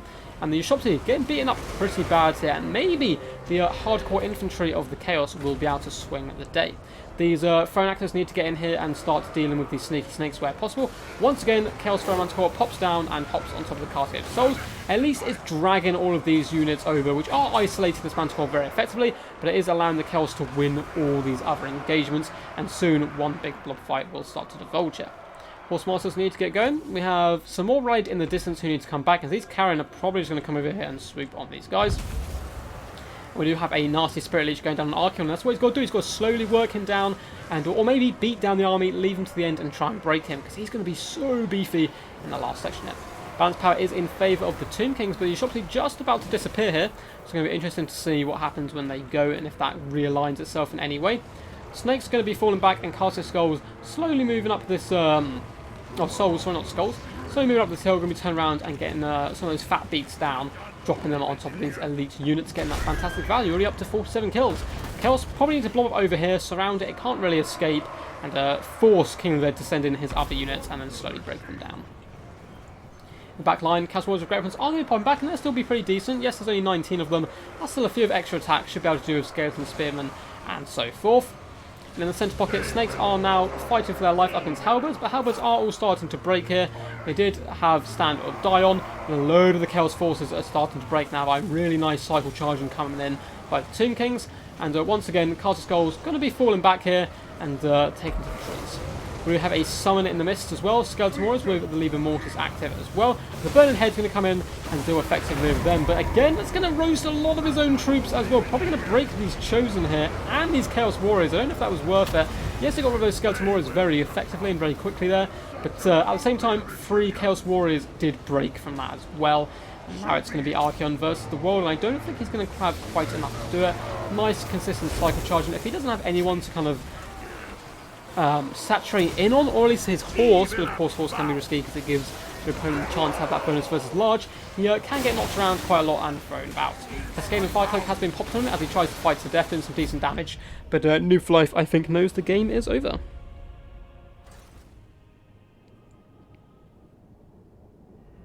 But GG's. Yeah, Slave King's not so good on foot, Archeon, but on horse, he will tear apart a construct like nobody's business. Archeon trying his best to carry the squad there, 120 kills, decent kills across the board, but I think big misplay early on with the Royal Horsemen, getting those guys forced off with basically 0 value just from a couple of carry-ins. If those guys were in there, I think it could be in a very different battle, tearing down those knights early on, allowing his forces to slowly swarm the little hero core and the Castle Skulls a little bit more effectively. But GG's nonetheless. GG, and we are moving to Pillar of Bone. There we go, much more open map this time. It was nice to see. So, Pillar of Bone, be the map.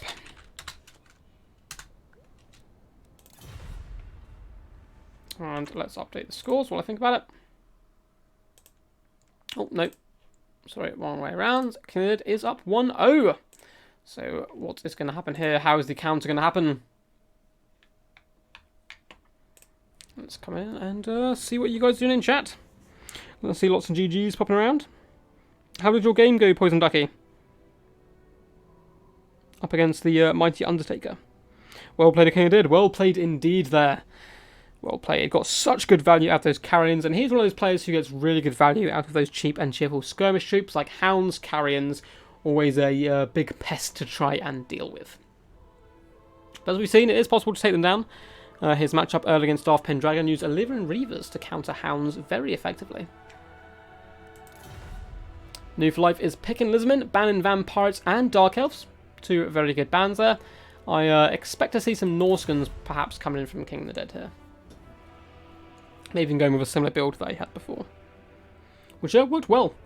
Worked well, but it is pretty risky. There's a lot of good options for Lismen in this matchup as well.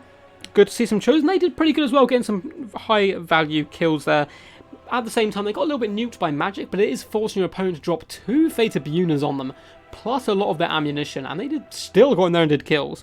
So it can be pretty tough sometimes. But again, they are a foot troop, so sometimes in that situation, if there's a really big value unit, I just leave it and send chaff at it, try to slow it down and get it just bogged down for the majority of the battle while I win the other key areas. I think that can work pretty well sometimes. Could go Norska, but matchup already happened. Okay, so he's instead going for the Skaven. So we have Skaven up against Lizardmen, an old rivalry here. Hopefully we do see the mighty Dehenowin trying to sacrifice some of these Skaven souls. True. Oh, he may switch it to Norska. We will let those guys sort that out and see what they do when they do it. It was close, but ended with Green Knight versus Grombrindle. Green Knight got destroyed. Grombrindle is a very angry dwarf, and he will certainly take down any self-proclaimed Knight of the Realm. But sounds like you had a good game, though. Good to see.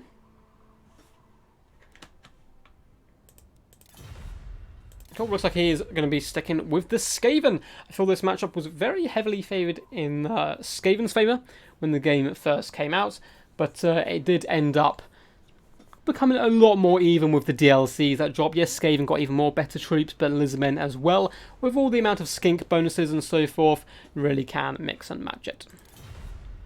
Tickman cometh, Noob for Life saying he's bringing tic-tac-toe, guys. He's been a man of the people. That's what he's claiming. Could be a bit of a dummy, though. Going for tic-tac-toe's faction, but could always mix it up a little bit. Very bold to say tic-tac-toe, as King of the Dead could simply bring a Warp Gale, trying to think what it's called, which pins you in place and then just pings you out of the sky with Warplock Giselles and so forth. So very risky pick up against Skaven, in my opinion. We'll see. Maybe he's playing a bit of mind games and he's actually going to bring a basic Lord or something. Gromby should have immune to Psych. He should certainly have immune to Psych. So very odd he doesn't, but it may be a balancing thing. Oof. That's a bold statement.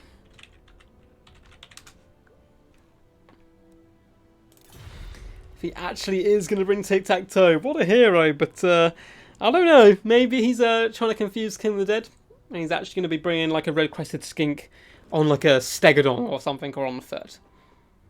Red-crested skink chief, don't see him too often now. When he first came out, he was all over the place, and he's still very good pick, I think. But people do like the different lords. I've been using Gorok a little bit recently, but Krokgar is my #1 geezer. Not the most competitive pick, but he's one of my favourite characters, lore-wise and thematically, so it's always fun to bring him in and have him see some of the action. So King of the Dead has readied up, just waiting for Mr. Noob for Life, and we'll get this started.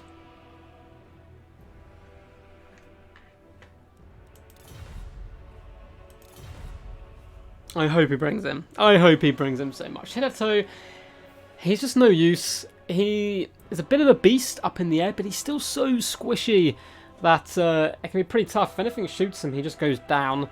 He has a really nice rock drop as well, but it's tough. I think it's really tough. But he may go for an air core in general, go for a nice themed build, which could work pretty decent. Frog should have 2. Frog just needs to build a hole, or dig out a hole, sit in the hole, and dig it back up, I think.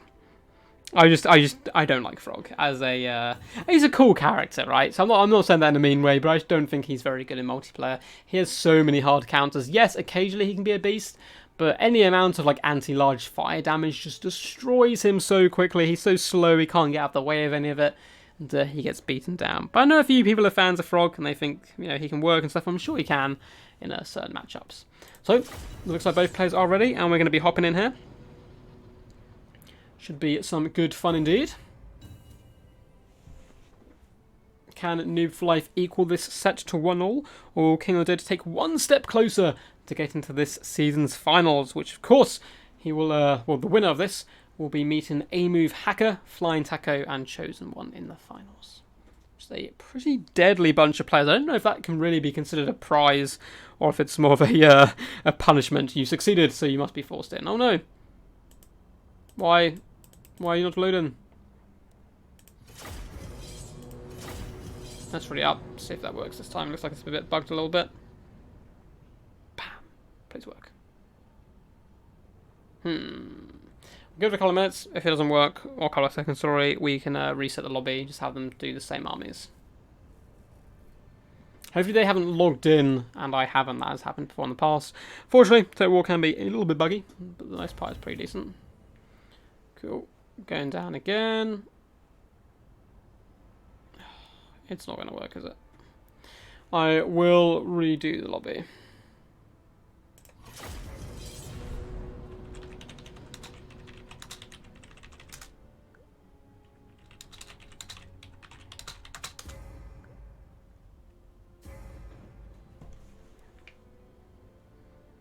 Make sure these guys apply.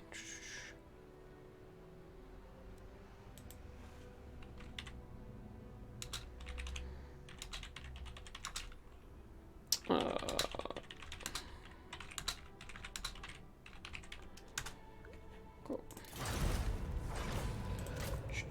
My player. Make sure we can see games as we can, so their online is still working.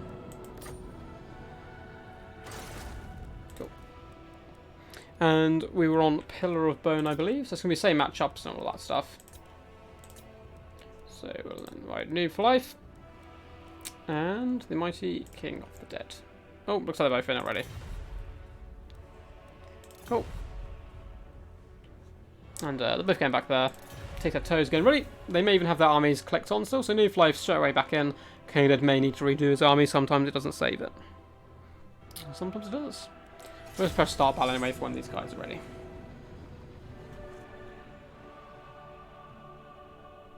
If anyone can tell me how long we've been going for, I'd be super grateful.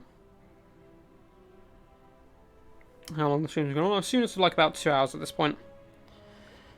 But it's been good fun. Oh. Didn't save my army, but I see you have a saved army. Ooh, no worries. Let him give him a couple of minutes just to pick his army again. So I'm assuming he'll be going for the same thing, so we should be getting in relatively quickly. Which is all good.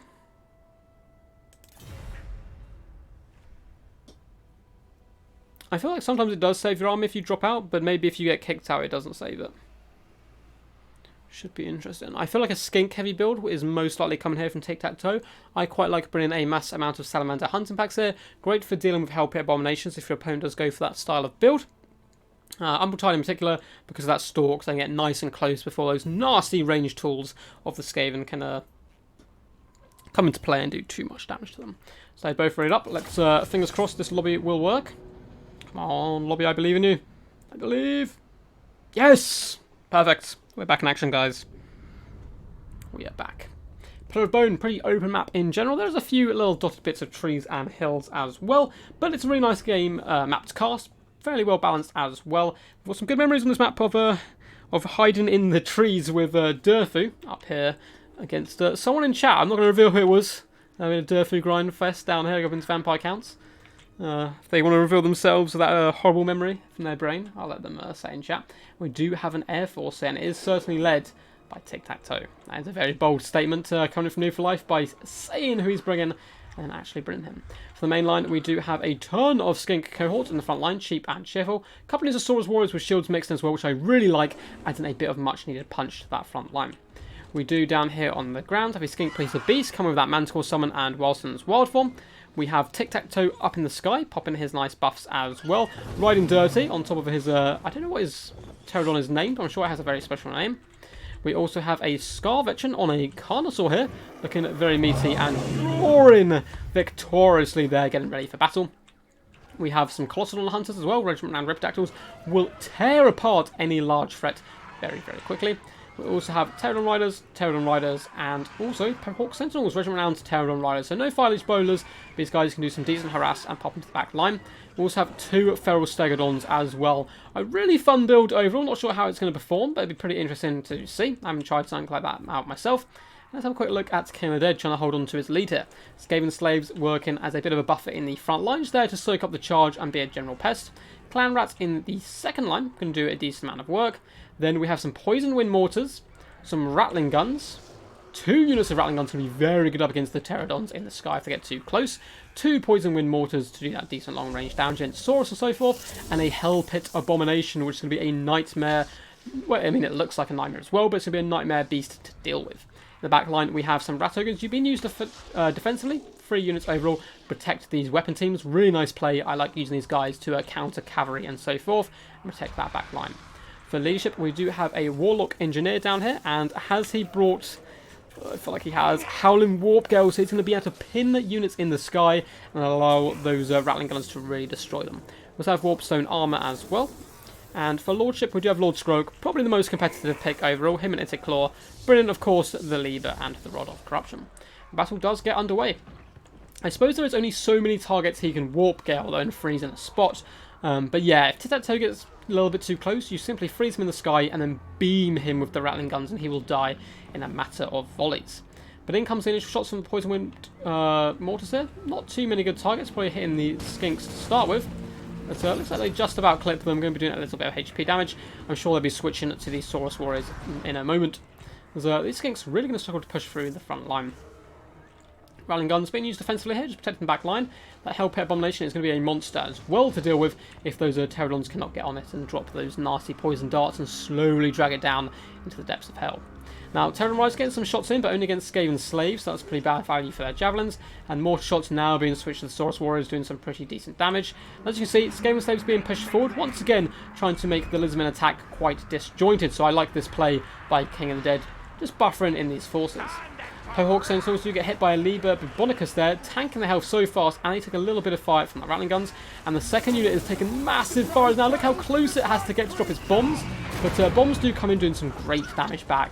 Getting some really nice tit for tat there by Tic-Tac-Toe's forces. Pterodon Riders have been broken off here, and in comes Tic-Tac-Toe. Looks like he still has his rock drop on him, but a Feral Stegodon breaks into the back line, instantly hops on top of the Poison Wind Mortars, doing some huge damage. Also, the Saurus Scarabäus in here can go toe-to-toe those Rattlers and tear them down very efficiently.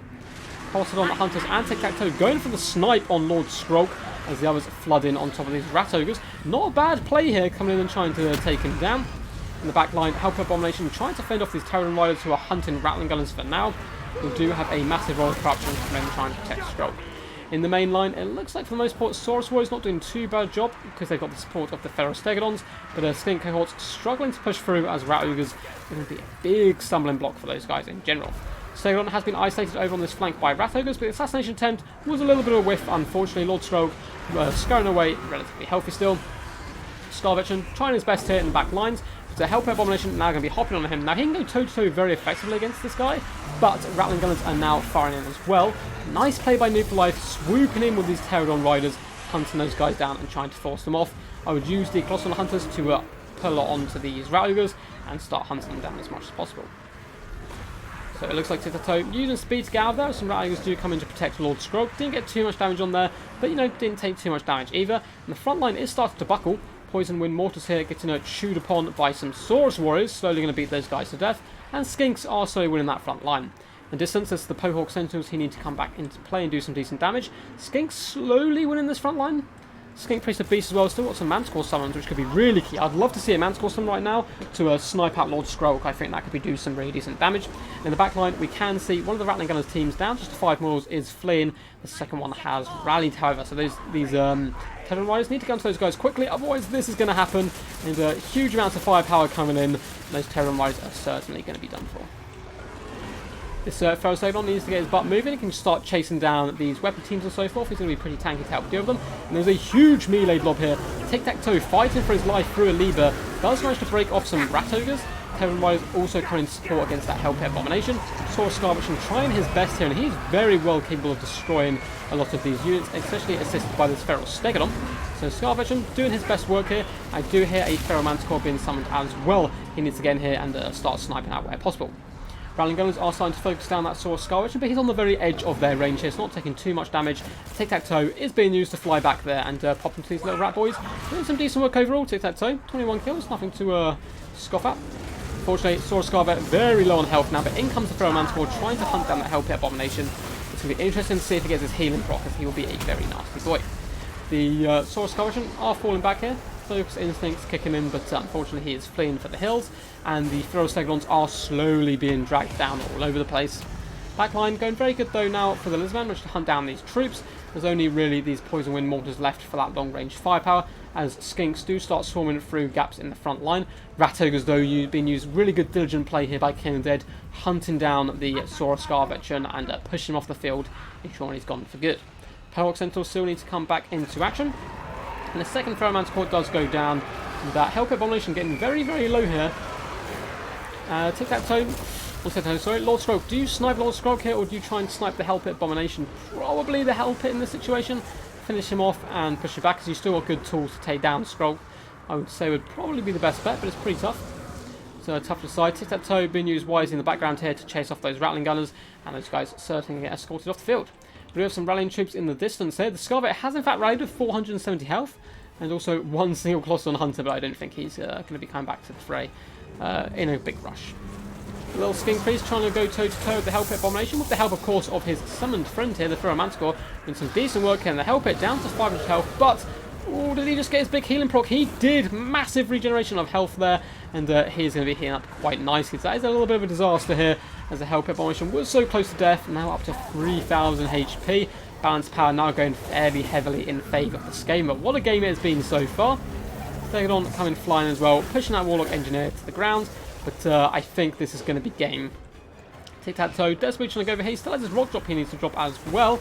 Trying to snipe out Lord Skrog, but there's no way. With the Hellpit getting that plus like 3,000 or 2,500 health, whatever it was, he'd become an absolute world beater. Stand your ground is popped as well. Tic-Tac-Toe trying his best here. He's getting in there, doing his swooping attacks. Once again, having to try and flee here. Master Skies is popped, getting that extra speed bonus so he can get away up into the sky, escaping the summoned clan rats here. He's going to fight to the death, it looks like New for Life, trying to scrap his way back into the game, but Skink Priest is running for the hills, Stegodon's running for the hills, so many clan rats which can chase units off as well. It's going to be really tough to get anything from this. Tic-Tac-Toe, last dive bomb here, a little bit of a suicide charge trying to get in there and finish Lord Skrog, and he's done decent work to him, but the Hellpit, once again on guard duty here, down to 1,800 health, so he's taking damage again, but a couple of slaps does force Tic-Tac-Toe off, who did have a Wildson's Wild Form on him, also a nasty roll of corruption. And down Tic-Tac-Toe goes. I love the way his mount manages to escape and fly away. That's very cool that the mount kind of lives on even though the master is destroyed there. So GG's, that is going to be 2-0 so far. This could go to a best of... It could just be best of... it's best of 5, of course. Could just go 3-0 in King of Dead's favour. But can New 5 drag this one back? Tic-Tac-Toe, nice play there. Very bold. And representing the Extreme Meme team, their main kind of mantra there, very proudly. And he does initially bring Tic-Tac-Toe and says he's bringing him as well. 105 kills and some skin cohorts, pretty ridiculous, but that was certainly up against some of the lowly clan rats and slaves and so forth. Really fun build overall, though. I love the Air Force mixed in with the feral dinosaurs. GG. Madness build. But it almost worked. I mean, it put pressure on that back line. He hunted down the Rattling Gunners, but early on lost quite a lot of the Pterodons to that and just didn't quite have enough staying power in the end to drag down Skrog. Manticores used to hunt down the Hellpit Abomination very effectively, but maybe hunting down Skrog would have been better. 2 Manticores can often finish him off very quickly. So next we are going to be playing on Alpine Ridge. So Alpine Ridge it is. But GG's overall by the players there. Really good game. And let's quickly change this to 2-0. So can King of the Dead book an early victory here and get into the finals? Just needs that one more win. Oh, looks like... Got some more messages.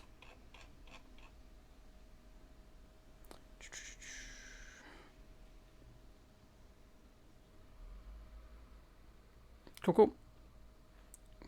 Cool. And we're back into the game. Should have played Total Warhammer, not Tic-Tac-Toe. Hey! Hope you're enjoying the stream, Optimus Pine. Love the name, by the way. So now I pick a band. Yes.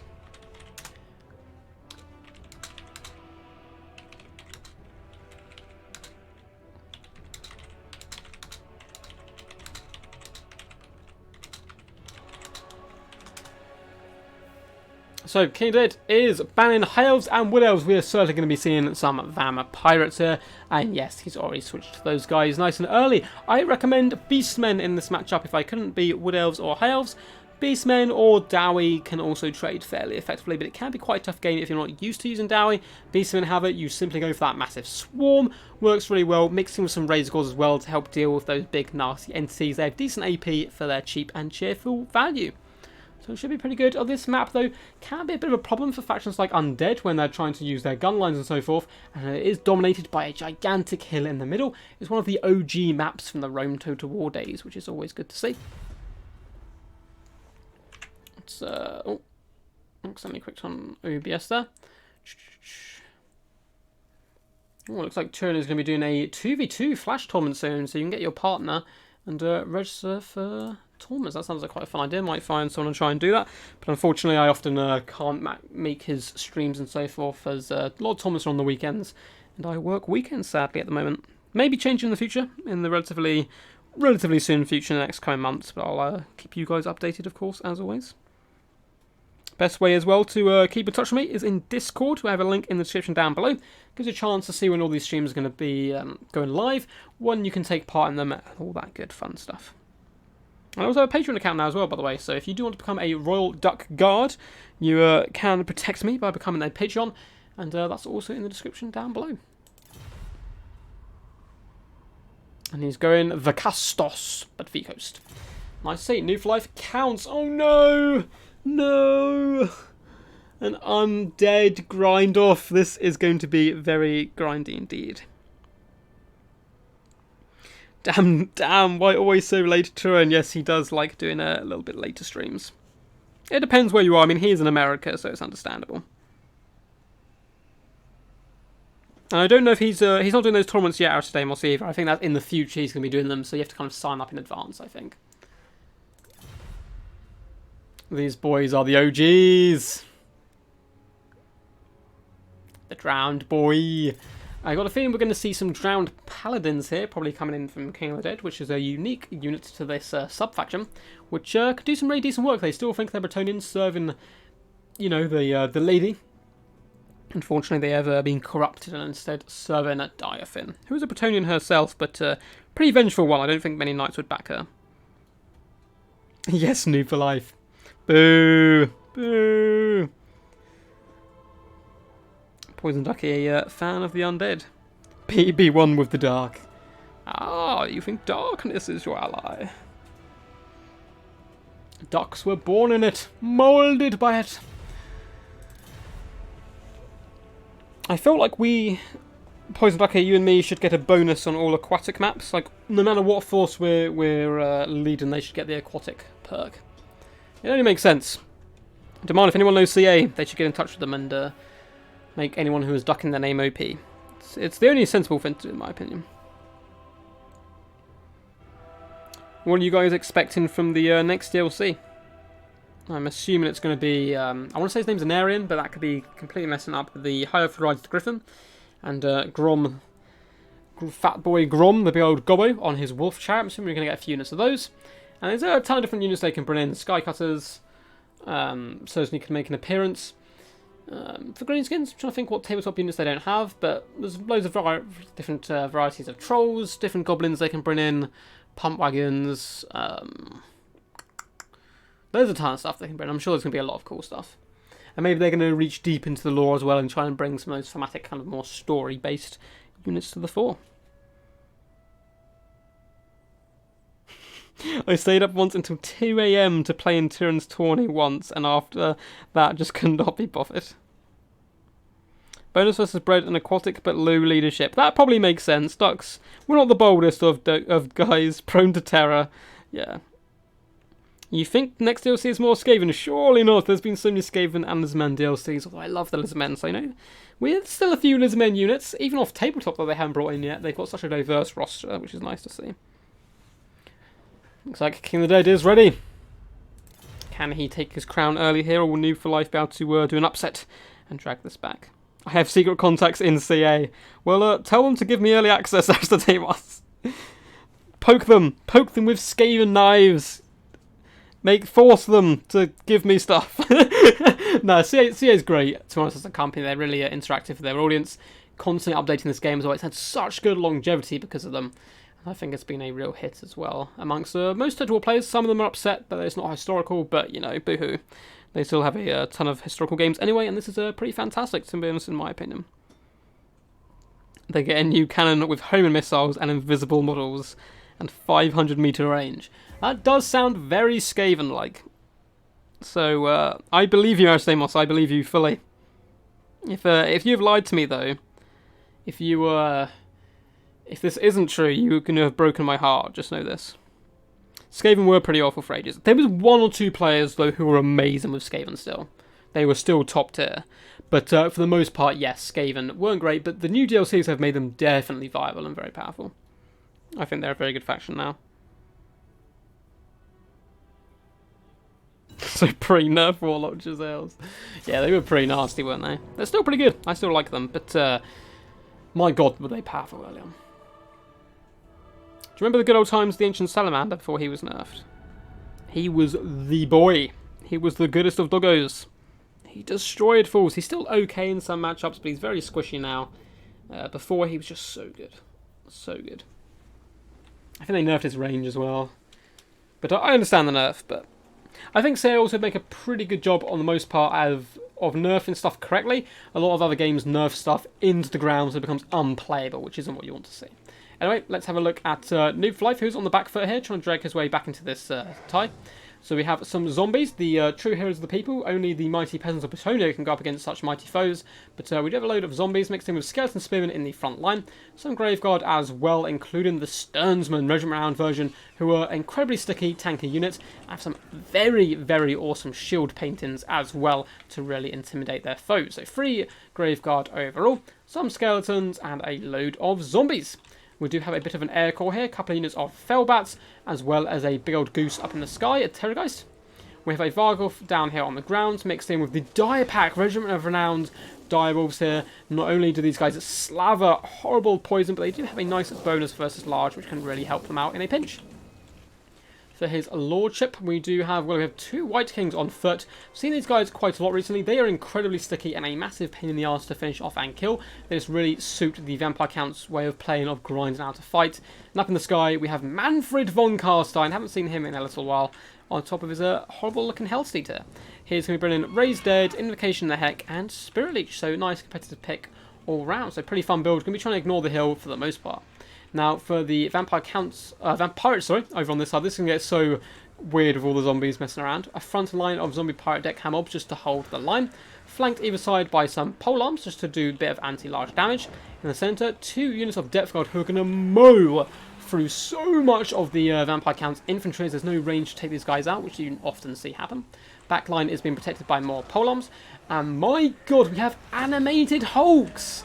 These models are so cool, but you never see them because they are pretty useless, unfortunately. But anti-infantry, armor piercing may have, some okay utility here up against the counts, considering they won't be able to get shot down or any of that nastiness.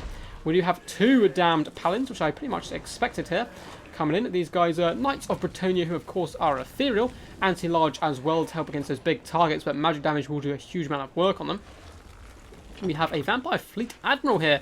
A pick you don't see too often. She is looking incredibly badass there with her sword and pistol combination. And let's see what ability she has. She has, I'm not going to be able to say this right, Black Parapet, increasing her power reserves. Opal Amulet, which is always a decent pick. Soul Blight, minus in the armor, and a good old Spirit Leech. And my god, dun dun, dun dun, dun dun. We have the Gallows Giant, the Necrofex Colossus, Regiment Round, Flamethrower, awesome unit overall. Flaming Ichor dripping from its cannons there. Going to do some fantastic damage if it doesn't get swarmed. And I think up against Vampire Counts, it is actually a realistically good pick. So they can't shut it down too easily and they can get some decent splash damage on all that infantry. However, Terrorgeist is going to be a bit of a nightmare to deal with. So he does need to protect that guy with those paladins.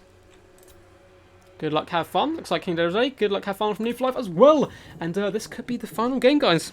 It could be. Animated Hulks are great. They're basically unbreakable trolls. I've seen them about once or twice on multiplayer, I think, and they've never done well. But maybe that's my lack of experience, and actually they're world beaters. Secret hidden world beaters, which no one knows about yet. But the Count's going to be trying to make Obi-Wan proud, as the Jedi here, the damn Paladins, do flood to get the high ground and mock their lowly troops who simply think they have the power, but they overestimate themselves. Paladins getting some nice little spy to see what the enemy does have here. But, ooh, this is going to be nasty. Spirit is going to do so much work against damned Paladins here. And doing some decent work already. Dire Pack is swooping around, but they don't really have any good targets at all, to be honest. Bonus versus large, they can maybe hop on top of the Gallows Giant and so forth. But, unfortunately, no guns for them to shut down. We are going to get a breath attack coming in here as well. Oh, looks like he was going to do it. Spirit Leech has popped down on the Terrorgeist as well, and here comes the Spirit Leech down, and some pretty decent damage there to the Gallows Giant, chipping away their HP early on here. There's no ranged troops here to try and take down this flying course. They are going to get to pick and choose their options. I mean, there is the Gallows Giant, but realistically, he wants to be firing at infantry rather than these entities up in the sky. But this is going to force the Counts to come up into the hill here, up into the heavens, and fight uphill, which is not where they want to be. The Gallows Giant probably can start sniping out some units and so forth. And there still is the pistol on the Vampire Fleet Admiral, which can do some damage over time. Another Spirit Leech, though, coming in onto this damn Paladin, which is going to get him down to probably about 3/4 health, which is still pretty nasty overall. Pistol shots coming up with Fellbats there, not the best pick overall, but it looks like the Manfred is now also under attack. and some nice flaming shots come up as well, driving him back. It's going to be encouraging the vampire counts to push up the hill. It's really not where they want to be.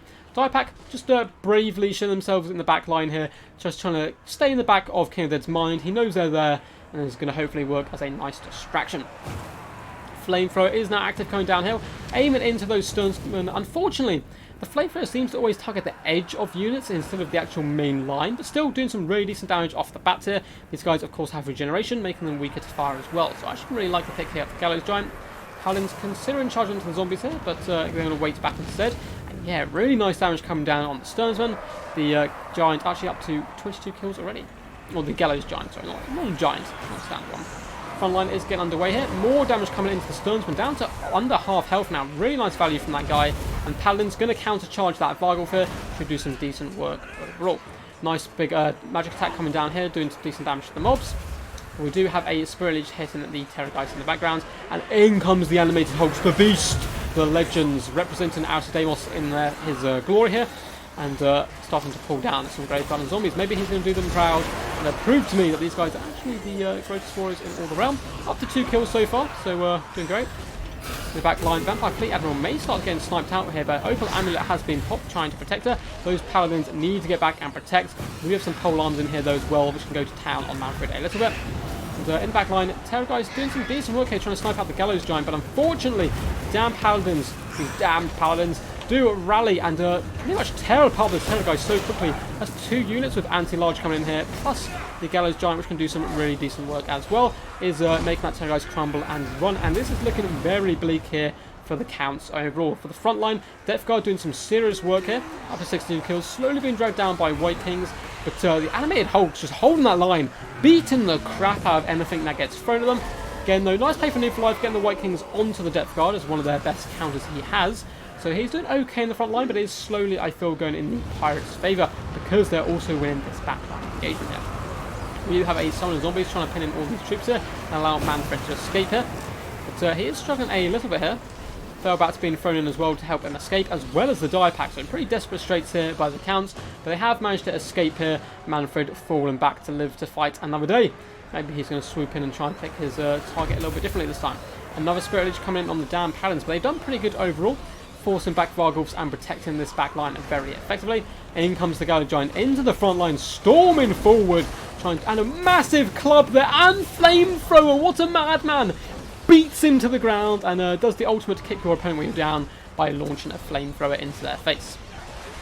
High-mounted Hulks holding the centre pocket here, beating back Manfred. He is scared of their mighty powers. They now go to town on some poor defences. Hellbats. And a nice Spirit Leech going down the back. This whole game has been a big Spirit Leech fest in general, forcing Manfred to once again fall back a little bit. He's trying to assist the Graveguard where he can. Death Guard, though, up to 94 kills. Such good value on those guys overall. White Kings doing a decent job, both relatively healthy as well. Death Guard, though, on that side did seem to stabilise quite a bit. Damn Paladins are so good because they're pretty damn fast. Yes, these Spirit Leeches are doing a good job damaging them, but the Vargulf just doesn't really have enough speed to keep escaping. They're going to constantly get those little niggles into the back of his heels there, trying to hamstring him, slow him down, and do some decent damage. But they are being dragged away from the main fight now. Manfred may be able to come over and perhaps assist with some more magic spells and so forth. The Vampire Fleet Admiral looks like he's just chasing down Manfred right now with his pistol, or her pistol, sorry. Doing some decent, consistent long-range firepower, only up to 14 kills. But there's a very nasty Vargulf who is going to be hunting her down, though. So those Paladins need to get back. And once again, the King Dead proving his micro skill, which has been top tier all tournament, to be honest. One of those goes back quickly and going to be dealing very effectively with that Vargulf there. Manfred coming in, and it looks like New for Life having to go for the character snipe option here as his best bet to get back into the game, as the balance power is horrendously against him right now. Gallows Giant up to 67 kills, being a decent combatant in the front line. White Kings also a good answer, and they've done decent work as well, slowly dragging down Death Guard and so forth. But unfortunately, he was holding the main line and losing the back line engagement, which really did cost him. Down goes Manfred there, surrounded by those damned Paladins. And I think that is going to be GG. So King of the Dead is this week's champion. And of course is going to go into the finals of the season, which will hopefully be next week or the week after. Depends when we can organise the guys all together. Where is Diafin to summon her knights to ride along the Paladins? Where is the horse and the rider, Caleb? I agree. I agree. If you say they're useless, you have to walk down the plank of my pirate ship and serve me in death forever. It doesn't sound like the worst the worst fate. Should be pretty good fun. So overall, really dominant display there by King of the Dead. Dan Paladins did a fantastic job, and those depth guard 109, 107 really held the line and allowed the Gallows Giant to do some decent damage overall. But the real MVPs here, Animated Hulks, 35 kills, beasts in that centre pocket, destroying all their foes. Oh no, they just both left. No, I was going to say congratulations. Well, hopefully King of the Dead will be hopping in the chat in a second. GG's to both players there. I'm going to update the scoreboard a quick, so if you have any questions, now is the perfect time to ask them as we slowly start to close out the stream here. Which should be good fun, but very well played to King of the Dead. Congratulations. You are this week's champion, and you've earned your spot in the season's finale. So that is going to be up against A-Move Hacker, Flying Taco, and Chosen One. That is probably going to start taking place next week or the week after. I will contact you guys shortly. But GG to everyone who played here. Darth Pendragon, Noob for Life, Stormrun, and of course a massive shout out to the mighty, the legendary King of the Dead. Once again, proving why he has the title of King. Coming in and some dominant displays there overall. Quite tough matchups in Heat 1 though, only 2-1. But a nice dominant 3-0 there in the finals. Should be good to see him in the back there. What are Eshin Triads? Alright, we will quickly hop in quickly. I know everyone else knows, but Arzadamos doesn't know what this unit is yet because he did take a little time away, so we're going to quickly show him out. So, go into custom game. Let's go, Clan Eshin. So, he's trying to figure out what Eshin Triads are. So, we're going to get in the original renowned version and the basic unit. So, Eshin Triads, basically little Jujitsu rats here. They have some really nice abilities. So, they're a little bit squishy overall, coming in with 4,000 health, but only a meager 20 armor. But they do have a very nice Weeping Blade effect. Minus 50 armor for 35 seconds is, to be honest, quite ridiculous. So they come in with the Weeping Blades. They have anti-large, so they're armor piercing, and they have stalk. So what you want to do with these guys, keep them in your back line, use them defensively to protect cannons, like any of your weapon teams, any of that stuff. When your opponent flings in, their lead and reavers, even their heavy cav, you pop in with the Eshin Triads, Weeping Blade them, so all of a sudden their armor's useless, and you just drag them down so effectively. They also work really well saturated on top of other troops. So as you can see here, down here, do have that nice bonus versus large effect, and also that armor piercing. They come with concealment bombs as well, so they can make themselves have unspottable and stalk. Overall, pretty decent troop indeed. Now, the main difference here with the Ishka's Triads here, which is the Red and Renowned version, one, basically just general better stats, but they come with the Doppelganger effect here. So they actually summon a separate unit of Triads, which look pretty much identical. They don't do damage, but they can hold and pin in troops, which is so important for that backline protection. How many people will be in the final? King of the Dead, it is 4 people, my friend. It is the 4 champions of the current season already. So you're going to be going up against A-Move Hacker, Flying Taco, and Chosen One. So pretty insane finals there, dude. Thanks for the stream, Duck. No worries, Zootron. Thank you for tuning in, guys. It's been a big blast. If on your way out you do want to hit that thumbs up button, I'll super appreciate it. And see you guys next time, of course. And remember, guys, Poison Ducky, also a YouTuber. Please go check out his channel as well if you haven't just yet. And say hello from me, doing a little bit of a quack quack. But yes, we'll, how's that? Just so I can show, let's just get rid of everything. And just add in a couple of units to show you what they can do. We need a Lord, let's just go you. And just pop in, just to show Arzadamos the units. Wow, that's nuts. Yeah, Arzadamos, they're pretty powerful. I think they're really good. I don't see them used, like, all the time, but they're very, very powerful. They have some really cool abilities and stats. So if we just pop in here, what you'll see is they can do this doppelganger twice, which is pretty awesome. You simply drop it down, like that, and boom, it instantly summons a unit identical to the first, so your opponent doesn't realise these guys aren't doing damage. You can use them to block in, slow down your enemy and all that nastiness, or simply use to block up cav and plug those gaps protecting your back line. So they're just so good at it. Plus, look how awesome they look. These guys, little ninja rats here with their staves, doing, what's the little rat called from Ninja Turtles? They're doing him proud, whoever he is. Not Shredder, he's the bad guy. I can't think of his name right now, but very powerful. Weeping Blades on top of that anti-large bonus is disgusting. And they serve Snicketch well, so we'll get in there, do some nice attacks. Let's pop in, get Snicketch over here, and we'll show you what these guys can do. So of course he instantly goes to swarm these guys. They do lose health and whatnot, so they're not invincible. But they just simply distract them, and in come the little rats, and they will tear units like Sentinels, which you see quite often in the Skaven matchup, to do that backline harass. You'll see how quickly these guys go down. It is pretty scary stuff. Of course, we'll get the Man of the Mist Legend in here as well, just to pin in that Beast Lord. And that kind of stuff. But yeah. You'll see Sentinels instantly, 1 down to half health, and we've taken pretty much no damage. Actually, I say that, these guys have taken a bit of a beating, so they are a little bit squishy, so they will take damage on the charge and so forth, but the damage they do back is very, very impressive indeed. But anyway, guys, until next time. Oh, Aristo, are you trolling? Or was your PC and internet broke for 3 months? King Dead, Aristodemus took a bit of a break from Total War in general, so he actually did miss the DLC, so I was just giving him a little bit of a heads up. I spoke about him last time, and he wasn't trolling, so... Right, guys, thank you for tuning in. It has been good fun. Until next time, guys, peace, and stay awesome.